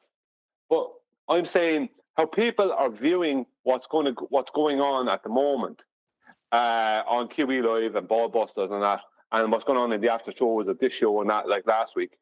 They're viewing it as us just attacking with it. No, we're pointing out his character flaws and his immaturity, yeah. So we're taking away, well, that should take away somebody's trust in him, right? But we're also pointing out where ether is non-existent, where there's no proof being given, where when it comes to proof, we get a red herring or we get a personal attack or some nonsense, right? From Whitsitt or whoever. But people are viewing that as us just attacking Whitsitt.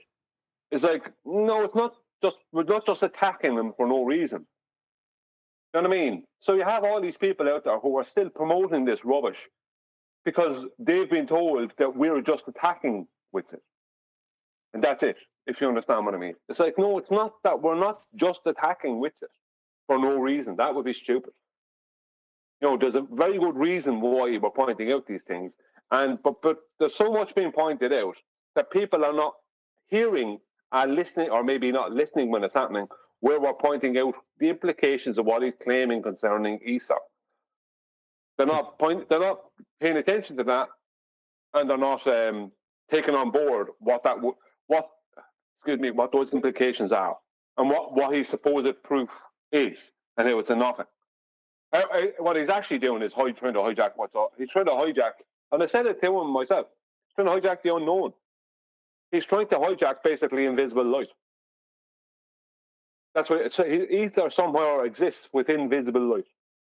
This is what he's trying to, this is basically what he's trying to do. Yeah.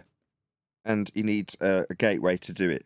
That's the real reason we're involved. Because if it wasn't for the fact that no one would be interested in this complete tosh, if it wasn't for the fact that he was making his way into it off the back of people's interest in flat Earth.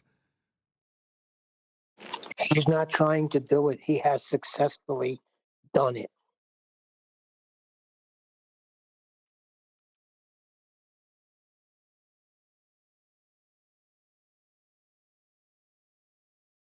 Well, between the ether and dielectric acceleration, between those two things, I mean, that's two big hurdles for us to have to overcome now in the future when we're dealing with the outside, the mainstream people, because they're going to have the lines blurred, aren't they? And then you have Dell's upward rising Earth and the outer ponders and all this. All these lines are being blurred. It's like the concentration of information is becoming so diffused. That people are Brian? hearing all kinds of nonsense concerning this us flat earthers. So while it comes to my mind, I saw on McToon's channel this morning in my feed that Tim Pool, the YouTube political commentator, is going to host a flat Earth debate. So it might be worth contacting him and emailing him just to say that you'll be willing to put yourself forward for that as a representative for flat Earth. Be sure to let him know what your fee is.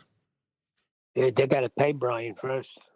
Right, we'll discuss it in the after show, but with that, I am going to say if you are watching this on either Nathan Oakley 1980 or Nathan Oakley Premiering streams, then stay tuned as there will be an after show to follow.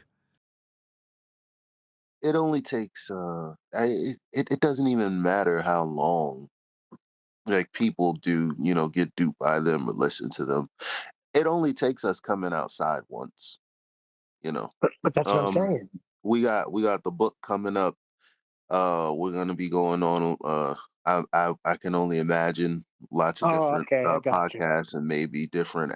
So once they hear the news that they got sour milk over there, people are gonna go, "Oh, I see. Oh, okay. I didn't know this."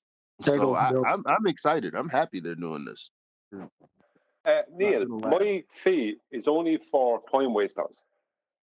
Like, if I'm going to be invited onto a big platform, let's just say a big YouTube platform, then that's not a waste of my time. But what is a waste of my time is if I'm invited on to debate McToon. I mean, that is a waste of my time. Even on a big platform, it's a 50% waste of my time because I would do it if the platform is big, because the bigger a big platform will be big promotion. Right, for us. I don't mean, but it won't be just big promotion for me, it'll be big promotion for us. But the problem is that who are you debating? Nobody knows who McToon is. Who is McToon? Where is his international standing? He's just some YouTube guy who put himself forward as being something. Now, he could say the same about me, but the difference is that I'm not fighting for the mainstream. Like, if you know what I mean, how come the Brian Coxes are not out there debating? Because they're being shielded by the McToons. So someone goes on to this Tim Pool guys, I don't know much about the guy, this guy's platform. Who did they debate? Fight the Flat Earth. McToon. Who did they debate? Who is this representative that the world knows about? When the Quartering hosted a debate, he had Professor Dave and Whitsitt. So he just saw two representatives from both sides who were both prominent. So if you put your name forward as someone who's prominent, you've got a chance at least. And Tim Pool won't waste your time. He is genuine. He might have a subconscious bias in one way or the other, but he's very open-minded. So it's worth doing. Yeah, but once he has a bias, yeah. You telling me I should put mine. Why don't you put your name forward as well? Why don't you have your time wasted for 2 hours? Because who am I debating? Who am I debating? You're reaching a large conservative audience who are already sceptical of the government. They're already susceptible to the information there. That's non-responsive. Who's he debating? Whoever the opponent is, but it's the audience that you're reaching anyway. Who cares who you're talking to? It's the audience you're trying to reach. If you don't care for reaching a large audience, that's up to you. I'm just saying what's going on, and here's an opportunity for you. Whether you take it or not is your choice. Do you think don't shoot the messenger. Just say thanks. Okay, yeah, I'll think about it. No, I won't. Why am I debating? Why am I not? I'm not going to use me as an example. Why am I not being brought on to present? Why do I have to go on and have a big stupid debate? Why is there not why is he not bringing people on to present, not as opposed to debate? Are you hard to find within the algorithm, Brian? Are you easily to find? The point I'm making is, well, that's neither here nor there. The point I'm making is, in a debate, how much presentation, or like, what can I present in a debate, right? What can I present? I can present the winning argument. Yeah, I can present the winning argument, but it's going to be to the ignorant. But to the audience? How are they going to know it's the winning argument? Through discernment, through citation. I don't know. I look at it and see, but I don't know. And if he's going to pick someone, it's probably going to be someone more like Whitsitt anyway, because he's got a lot more subs. In the same way that you see it as the winning argument? Yeah, but you're missing the point. Well, you're missing the point, right? What is a debate, right? It's a debate between it's a situation where two sides have two different arguments and they're debating, right? In this situation, the audience doesn't know my side of the argument. They only know the other side. So how is that debate going to actually sway people? Are you presenting the information that they're yet to receive and to acknowledge? You could do that too, supposedly. I can, but you're a better representative of this than me. I don't know. There's a reason you're on this panel. Why are you talking yourself down? I can do it, right? I look into that Tim Pool guy, see what the story is with him. I can do it, but I'm going to have to question him. Who is going to be the opponent? You know, I'm going to have to see what the story is. I don't know. I just don't have a really good feeling at present. Maybe I'm wrong about this Tim Pool. You're the second person. I think it was actually Mush was the first to echo the sentiment that you've just echoed, sent to your goat. Do you not? What makes you doubt that you would have the ability to do this? I know you're bigging at Brian. Yeah, Brian might be better in however you phrased it, but why wouldn't you just immediately just think, yeah, I could do that?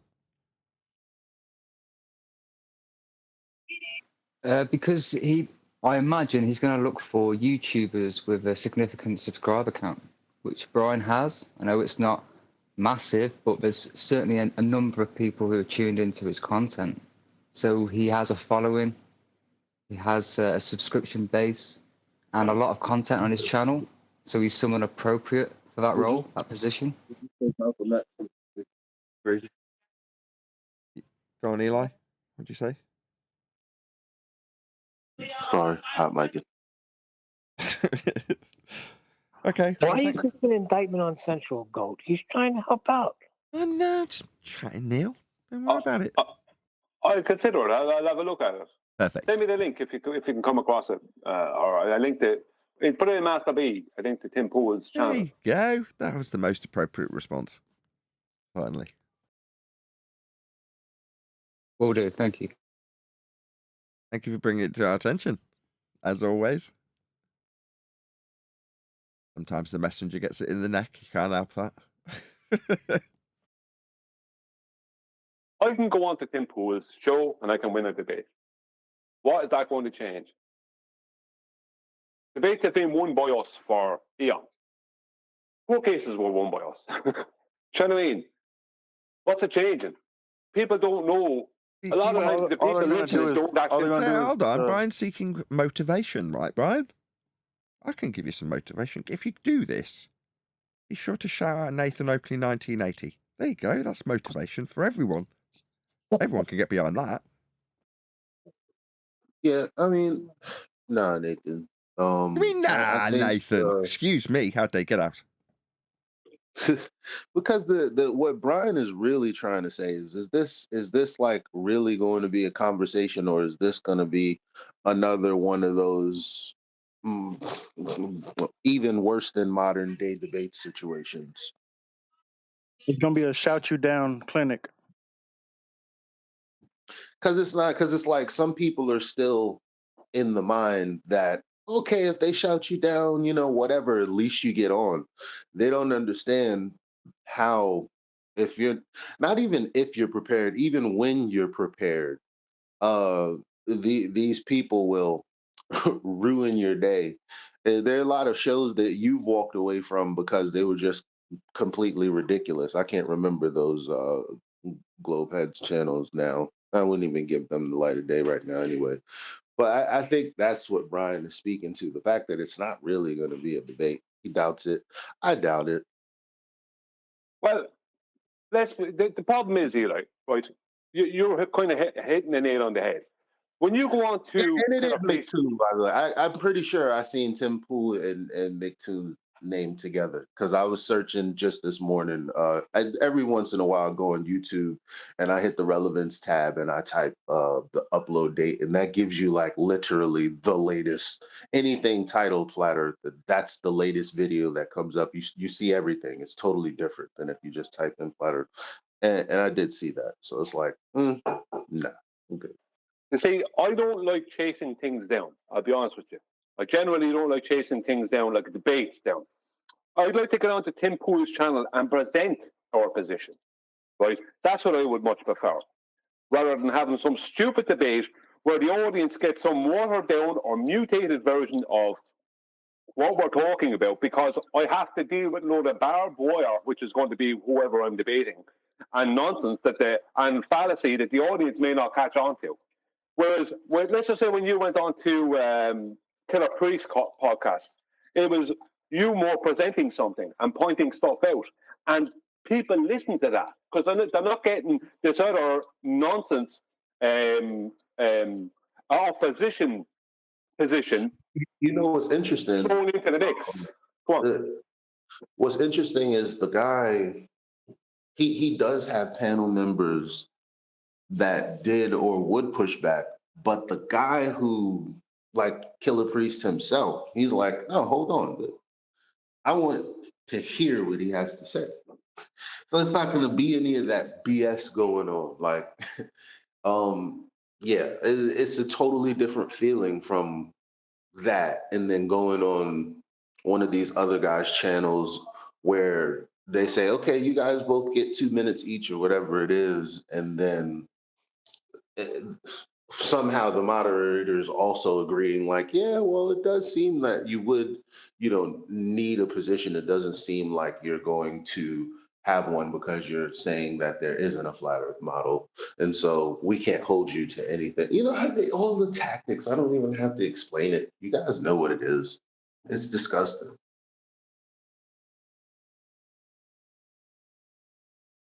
Exactly, Nathan. Or sorry, Nathan, Eli. Exactly, Eli. Right? Instead of hearing your position and hearing some facts, the audience gets to hear how good of a debater either side is. And they don't actually get to hear the facts. They might be able to hear one of us pointing out where McToon is wrong, but that doesn't mean the globe is wrong. Or that any actual facts get across to the audience. And McToon, that's the other thing. Why is it not Brian Cox? Why is it McToon? Someone who's just in the way. Him and his tactics are just in the way. So, like, Sensual is like, why don't you chase that down? That's kind of the thing I've tried to avoid. I never been asked to go and drop my fee, right, for the situation. Right? It's like, is it worth dropping? Like, what am I going to get out of this? What's the audience going to get out of it? I'm dubious of it from the start. When I hear McToon, I'm dubious straight away. When he's involved in something, I'm dubious straight away.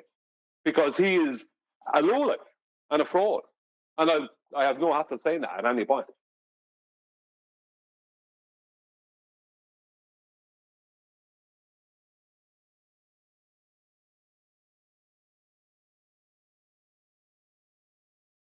I'm not asking you to do anything, mate. I'm just saying here's an opportunity should you wish to undertake it, as there are benefits. As to getting the information, getting the information out there to a larger. Sell it to you. He's just keeping you informed. He's not necessarily trying to flog it to you. That's not what's happening. Yeah. He's not trying to flog it to you. Hey, hello everyone. Hello, you hear me all Arthur. right? Good to have you. Yeah. So Save us, you know Arthur. what? All of this. Hey, hello everyone. So this reminds me of the time when Witsit was on InfoWars. And I was there to inform you guys because all of this was going on X. And I was kind of informing you for the first time before it happened that Witsit is the one being chosen by Twitter users as the one who should be going to InfoWars to debate that Harrison guy. And I put it to the panel. And at that time also, Brian's immediate retort to my question being asked to the panel that, won't you guys be interested in going to InfoWars, or are you guys going to require some amount of payment, like you always say that we need $5,000, $10,000? To that question of mine, Brian's immediate retort was, Arthur, why don't you go there? So, in addition to Sensual Goat's point that you have a bigger subscriber base, by Brian and Nathan Oakley, in your case, it is much bigger. But I would like to add something that, honestly speaking, I have a day job and I'm not able to invest as much time as Brian and Nathan and Quantum Eraser are able to invest. And I know that these guys are better than me. So, my response to Brian's question that why don't you go, Arthur, was I could go, but we have you guys. It just, all this conversation just reminded me of that time. Yeah, and as long as I'm Yeah, you hear informed. that, Brian? Thank Yeah, you, Arthur. Brian.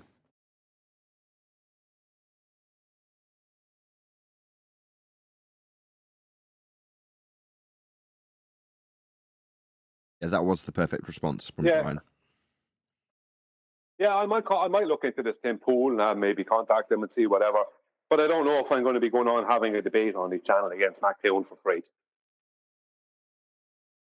I don't know if I'm going to do that. I don't know. It depends on Tim Pool whether it depends on him, really, to be honest with you. The fact that he's in somewhat, probably from what I'm hearing, from what I'm gathering, somewhat in contact with MacToon, I'm instantly dubious of the whole situation. Well, let me rewind that Yeah, statement. it's kind of like wanker let me by go back. association. That's what Brian's saying. Oh, you want McToon to be my opponent? That kind of makes you a wanker by Wait, association. let me walk that back. So what I found here one day ago on Toon's channel is a video 5 minutes long titled Tim Pool to host Flat Earth debate, who should represent. I'm already seeing in the the preview play that he pulled up a Witsit comment or tweet or whatever it is. So I guess the person who knows the most about this is that Flat Earther.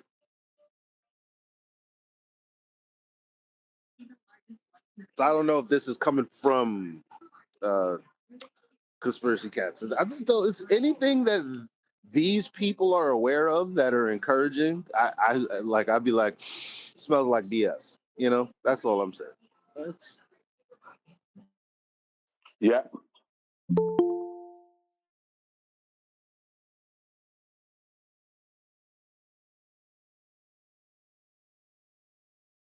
Nathan, can you remember when you debated with Patrick against Denise and the other gentleman? Can you remember how many messages you received from people saying that they're now subscribed to your channel because of listening to you on that debate?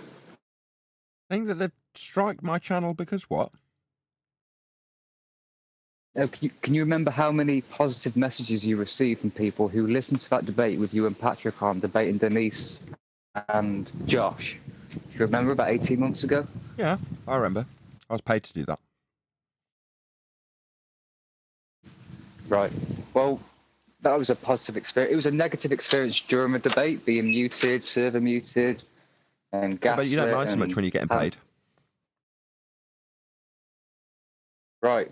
So we'll club together, Brian. We'll buy a few beers and a curry. Just going to tell you essentially.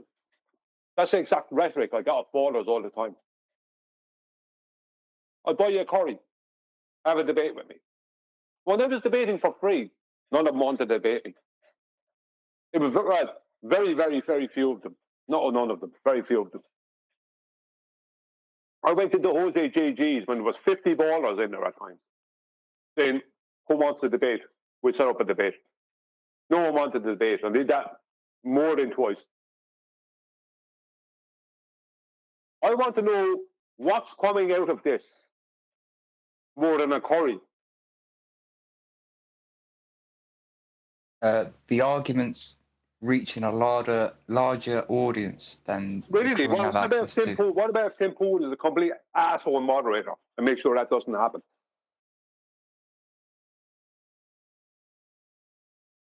Well, we can all play what ifs, but we don't know until we're there, do we? And who am I against? It doesn't matter. You have the winning Well, argument. it does matter. It does matter. It does matter. If it's a big channel, there should be someone, a big name. Not Matt Toon, someone who's Brian renowned. Cox. Yeah, Brian Cox. Yeah, so Debate Brian Cox. That will have some. That won't be a waste of time. it's one thing to, say, hey, Brian, you should debate whatever. But if the follow-up is who will it be, and your attitude is it doesn't matter, at that point, when Brian says no thanks, that's where the conversation stops, not where the offer, was extended. Because it's like, if you're going to say it doesn't matter, don't bring me no information, dog. Because if you was in my barbershop, if you was in my corner, you'd know which rooms I want to be in, which rooms I don't. Don't waste my time. All due respect.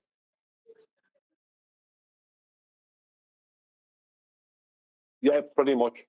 Eli, it's correct.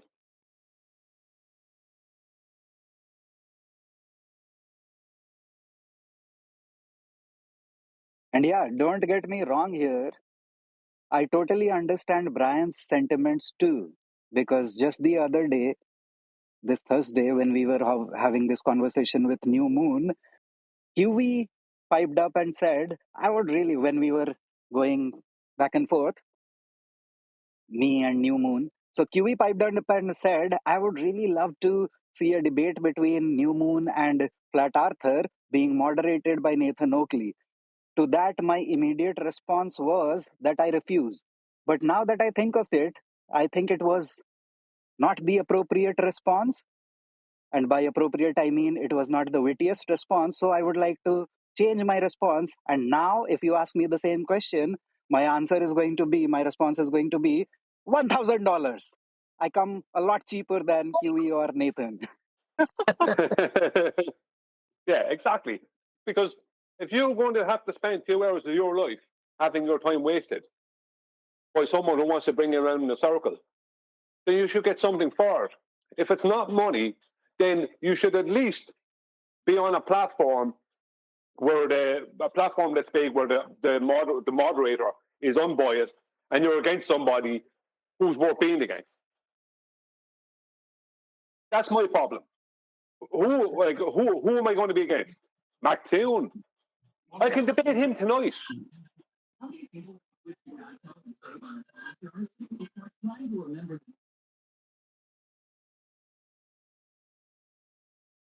What on a channel with over 1 million subscribers? And I talked to Matthew Learns all the time. Just spoke to him yesterday. He has over 500,000 subscribers. So Did Matthew Learns live stream the debate with you? he specifically one day posted about a debate and like asked his students something about it or something like that. The bottom line is so no. So, like, okay, I told you what I just told you like 2 minutes ago. And so now you're like, but what about the numbers? Are you some type of I don't know, popularity fan? You think that matters? I mean, because you didn't address what I said, but now you're talking about what about the numbers? I'm finding you more and more detestable. Well, there's a megaphone in the street corner that someone could pick up. It could be Witsit again who gets the gig, and then we're reviewing that video, complaining how we should be there, we're not there. Well, if we don't try, we don't get there. I don't think Nathan's ever reviewed a video or QE's ever reviewed a video and then thought that should have been me instead. So, like I also said earlier, it's good that they're doing that, because when we do come outside, it's just going to make all that stuff look goofy. I don't care if it's 1 year's worth of stuff, 5 years worth of stuff. When we come outside, I'll be glad that he'd be on tape, not at his best. But I just don't think about it in those terms. Just, the last time somebody asked me to do something was that Ian guy. And I was like, no, I just don't have the time. I can't take the time away from doing my show. If I take a day off doing the show, it costs me money. And he was like, I'll give you money to do it. And I'm like, ugh. Now I've got no excuse to say no. So I did it. And at the end, he gave me money. That was it. So I view these things in slightly different terms. From a YouTube point of view, I'm trying to make a living doing it. So it's like, will you pay me? No, you get to debate some wanker. Oh, wow, how incredibly encouraging. Oh, sign me up immediately. Go fuck yourself. You think I'm going to give you my time? No. You got another thing. Come in, give me money. Oh, you don't want to give me money? Piss off. That's my attitude. Yeah, but then that experience turned out not so good. I mean, you got paid, right? But it turned out to be not so good. If I remember. Exactly. Yeah, but it softens the blow a hell of a lot if you get cash in your hand. And I do it for 1/10 of what Brian wants. I'll do it for a few £100. You freaking hooker. A few £100 makes a massive difference to me. I have put myself forward for some of the things that Witsit put himself forward for, like the Lore Lodge and other things. And they always pick Witsit for two reasons. One, Witsit's got a bigger channel, more well known. Excuse me. And two because, sorry about that. Two, because he's going to go into Ether and all this other stuff. So he's going to be, in a lot of ways, an easier debate. Because he's not going to stick rigidly to what is. He's going to speculate and stuff like that. That's going to be an easier debate. So they pick Witsit. Nearly always they pick Witsit. I can nearly guarantee that they will pick Witsit for this if he puts himself forward as well, or they'll contact Witsit. Anyway, but the We point don't being, need big inflated numbers. Those come and go. Boohoo, crying over 1,000 million people, whatever. Listen, as a matter of fact, look at this previous election, right? You know, you have all these people lying, but benefiting very quickly, with the monies, with the numbers, very quickly, right? Soon as the election's over, and you get to actually analyze what did happen, they're losing subscribers by the thousands. My man, I hope he reaches millions so that when I come outside, it's a very embarrassing day for him. Yeah. Or anybody else who's lying. He's Eli's the Terminator, man.